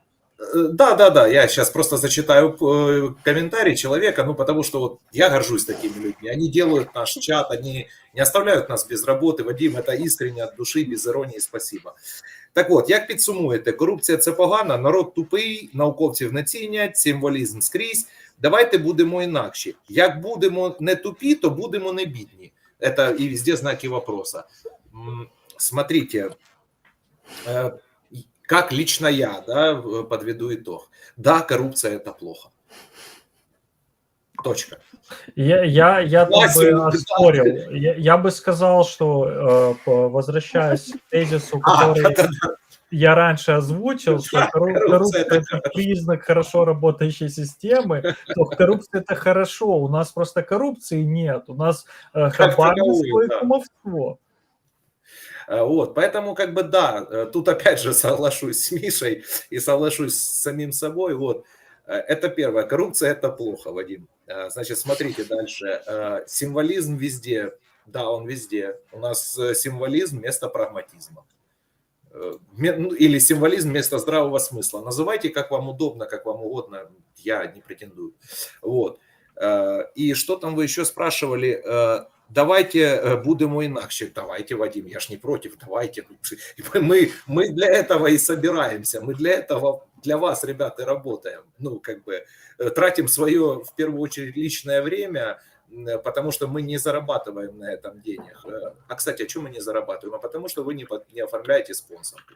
Так вот, пожалуйста, становитесь спонсорами, если вам нравится то, что мы делаем, и поставьте, пожалуйста, лайки. Вам не сложно, нам приятно. И поделитесь этим видео в соцсетях, пускай увидят большее количество людей, скажем так, что у нас наконец-то назрела народная мысль, которую мы озвучиваем здесь на своих каналах.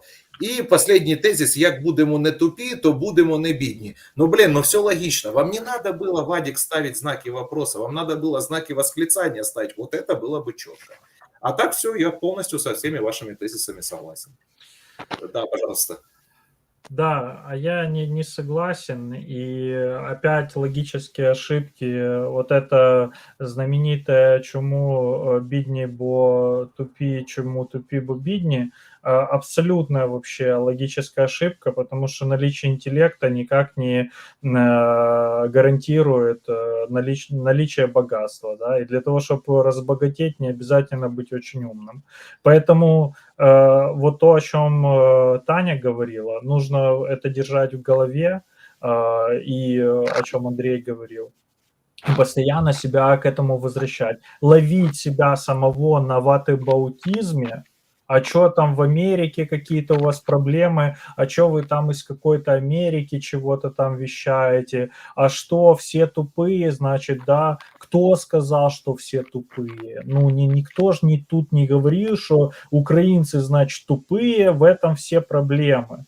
Вы, вот то, о чем Таня говорила, вы берете предмет дискуссии, подменяете, и с этого начинаете развивать свою демагогию. И мы вам сегодня так много внимания уделяем, потому что вы ярчайший пример украинского инфантилизма, с которым мы здесь пытаемся бороться. И не отталкиваться от того, что почему у нас не получится, а потому что везде система взаимных отношений в обществе, она одинаковая. То есть это что? Какой контекст я должен считать между строк в этом утверждении? Ничего делать не надо, изменить ничего нельзя, хрен с ним, будет как будет. Моя хата с краю ничего не знаю, да? То есть ловите себя на этом, избавляйтесь от этого. Как говорит моя мама, кто хочет, тот ищет возможности, кто не хочет, тот ищет препятствия. Ищите возможности. И я вернусь к теме борьбы с коррупцией, мы уже об этом сегодня говорили, начинать надо с себя. Во-первых, не участвовать в этом. Этого недостаточно. Просто не участвовать в этом, вот это кумовство и взяточничество вы не поборете. Вы можете кормовую базу сузить этой системы, но она сама не исчезнет, потому что, как мы уже говорили сегодня, система построена так, что у тебя выбора другого нет. Тебе рано или поздно, чтобы в этой системе как-то существовать, придется прибегать к этим инструментам. Потому что все так устроено, чтобы у тебя выхода другого не было. Тебе рано или поздно где-то придется дать на лапу. Каждый это в своей жизни когда-то делал. В той или иной форме. Потому что система в целом так устроена. Поэтому, как я говорил в начале, нужно параллельно выстраивать систему других взаимоотношений, где вот этого кумовства и взяточничества не будет из-за того, что это невыгодно и неудобно. И это тебе будет только мешать. И эту систему выстроить можно с помощью самоорганизации. У себя, вот живете в многоквартирном доме, организуйте ОСББ у себя, договоритесь между собой. Сделайте себе дорожки, почините крышу. У меня мама просто главой ОСББ была долгие годы. Но это просто срез государства вот в миниатюре. Это пиздец. И, извините, мой французский. Но вот ты видишь, что там происходит на этих собраниях, и когда люди такие, трехэтажный дом, общий двор, форма собственности, общий двор, где дом принадлежит всем жильцам, а не каждому отдельная квартира. И люди с третьего этажа говорят, крыша течет, надо что-то делать. А люди с первого этажа говорят, ну так это же у вас течет, это же не наши проблемы. При этом форма собственности, общий двор, всем жильцам принадлежит весь дом. Что в голове у этих людей? И там Лена, наша кистрица, жаловалась и говорила, что да вот это везде так, не с кем договариваться туда. Да найди людей, с которыми можно договориться. В этом доме не можешь договориться, продай нахер эту квартиру и купи там, где с людьми можно договориться, переедь. Что-то сделать, понимаете, исходя из ситуации, я вот тут буду сидеть, вот это вот мое, и вы все там, кто что-то по-другому думает, не так разговаривает, не на том языке разговаривает, герб не уважает, еще что-то не уважает. Это все, это, вы никуда с этим не придете. И все вот эти вопросы про мову там и прочие дела, и вы там уехали, короче, это инструменты разделения, сепарации, понимаете? Вам это все вкидывают в голову через средства массовой информации, через социальные сети, по старому доброму принципу, разделяя властвуй.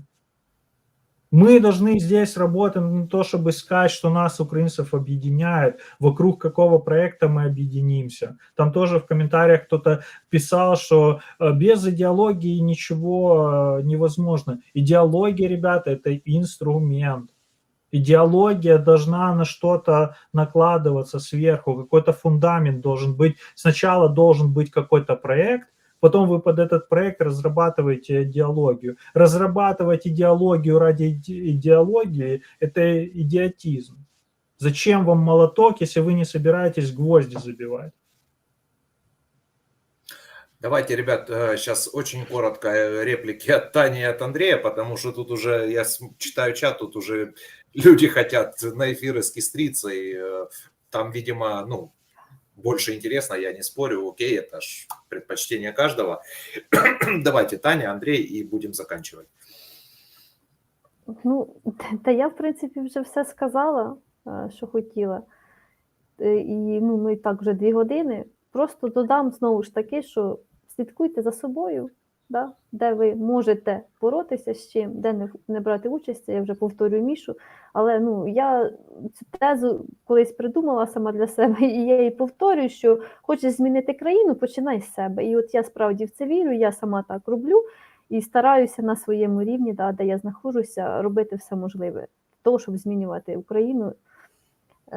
Да, і щоб побудувати нове суспільство і нову державу, як я сказала, тому що для мене це важливо, справді. І хочеться, щоб і для вас це було важливо, якщо ви до нас приходите дивитеся, значить, ви цим цікавитесь як мінімум.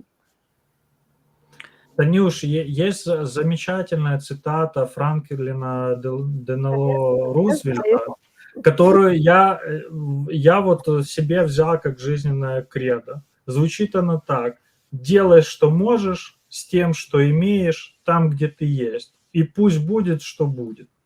Вот. Я знаю цю цитату теж. Я свою ну це в мене перероблена, скажімо так, цитата з цитати Кеннеді, що не запитуй, що країна зробила для тебе, запитай, що ти зробив для країни. Я просто трошки видозмінила і так сформулювала, що хочеш змінити країну, починай з себе. От. І я всім це раджу робити. І також я ще от скажу, що в мене сьогодні ще один ефір, 22-й буде 00, бо я думаю, що ви навряд це згадали після 2-годинного ефіру. Там буде розбір фільму «Общество мертвих поетів», ми там розглянемо теж тему вчительства буде і вплив вчителя на особистість, на учнів. Також хто захоче, приходьте о 22:00, будь ласка, теж доєднуйтесь. А тепер Андрій, що він хоче додати вже по темі цього ефіру, який ще йде. Ви тут кілька разів вже запитали, чого Андрій поїхав. Ну, я просто їхав за можливостями, да, там, я завжди любив експериментальну фізику, да, і просто я їхав в ті місця, де була можливість займатися експериментальною фізикою і біологією. Саме тому я опинився там, де я зараз опинився. А то на мене там деякі люди кидаються, що от я там за кордоном сиджу, тому як тут в Україні жити. Я скажу так я зберігаю зв'язки з Україною, вам треба радуватися, що такі люди, як я, готові горизонтальним шляхом передавати свій досвід і ділитися. От дивіться, я працюю в бізнес-установі в США, в моїй компанії там прибуток $60 мільйонів на рік. Давайте я поділюся досвідом, як працюють компанії, які заробляють такі гроші на рік. Тобто, давайте, можливо, спрацювати з такими людьми, як я і Міша, які готові горизонтальним чином. Допустим, я, Міша, говорю з Танією і Сашою, щоб Таня і Саша потім в себе на роботі впроваджували такі самі бізнес-практики. Наприклад, це перший висновок. А давайте, хочу теж закінчити так позитивно, тому, скажімо так, давайте починати з себе зміни. От, і зрозуміти, якщо ви робите хочете за допомогою кумовства там зробити якусь корупцію, заплатити комусь, щоб просунутися десь там, щоб вирішити якісь свої власні проблеми, так це свях в Українську Республіку, і це один мертвий солдат на фронті. І відповідно, давайте не кидатися один на одного, якою ми мовою говоримо, там, чи любите ви Тризуб, чи читаєте ви Булгакова, а задавати один одному таке питання. Так, ти зарплату яку маєш? Який ти процент платиш податку в бюджет України? Як твоя дія впливає на те, щоб ви побудували там ракету, яка буде летіти на 3000 кілометрів? Я це вже говорив раніше, але я це повторю зараз, що такі питання нам треба один одному задавати. І якщо ми будемо так прагматично дивитися на світ, то тоді Третя Українська Республіка буде успішним бізнес-проектом, який буде підвищувати благополуччя громадян всередині і також робити великий експорт назовні. І тоді престиж України і української мови буде тільки зростати в світі. Ребят, поэтому на этом мы говорим вам спасибо. Вы сейчас, конечно же, пойдете смотреть телемарафон, а лучше смотрели бы «Медоедов», а лучше смотрели бы такие каналы, как там Алексея Арестовича, Юрия Романенко и другие каналы, где продуцируют или стараются, во всяком случае, продуцировать какие-то смыслы и правильные каналы. Поэтому не смотрите телемарафон, подписывайтесь лучше на все медоедские каналы, всех медоедов. Как бы, если Если вам нравится то, что мы делаем, оформляйте спонсорку, тогда мы будем стараться для вас еще лучше, еще качественнее, будем, так сказать, вместе с вами расти над собой. Да, это тоже, мы такие же, как вы, мы себя от вас не отделяем. Нам тоже есть куда расти, мы это прекрасно понимаем и осознаем. И просьба еще раз также поддержать сбор для 61-й бригады. Ребят, это сейчас не дежурно, это не буднично. Давайте его закроем, и у нас там еще есть запросы от других бригад военнослужащих. Нам просто надо уже добить этот сбор, и все. Поэтому, пожалуйста, любой донат, мы будем очень благодарны, и ребята будут очень благодарны. Я напомню, мы этих денег не касаемся, это все идет на личные карточки военнослужащих, поэтому давайте поддержим наших военных, потому что если тыл забудет про фронт, фронт будет там, где тыл. Вот, и что я могу сказать? Всем, кто в Украине, тихой ночи и до встречи, мы надеемся, в 22 с Таней на эфире. Остальным, кто нас смотрит и не захочет с нами встречаться в 22, что будет вашей большой ошибкой. Вот. Вам тихой ночи, ребят, и храни вас Бог, слава Украине, и несите мед.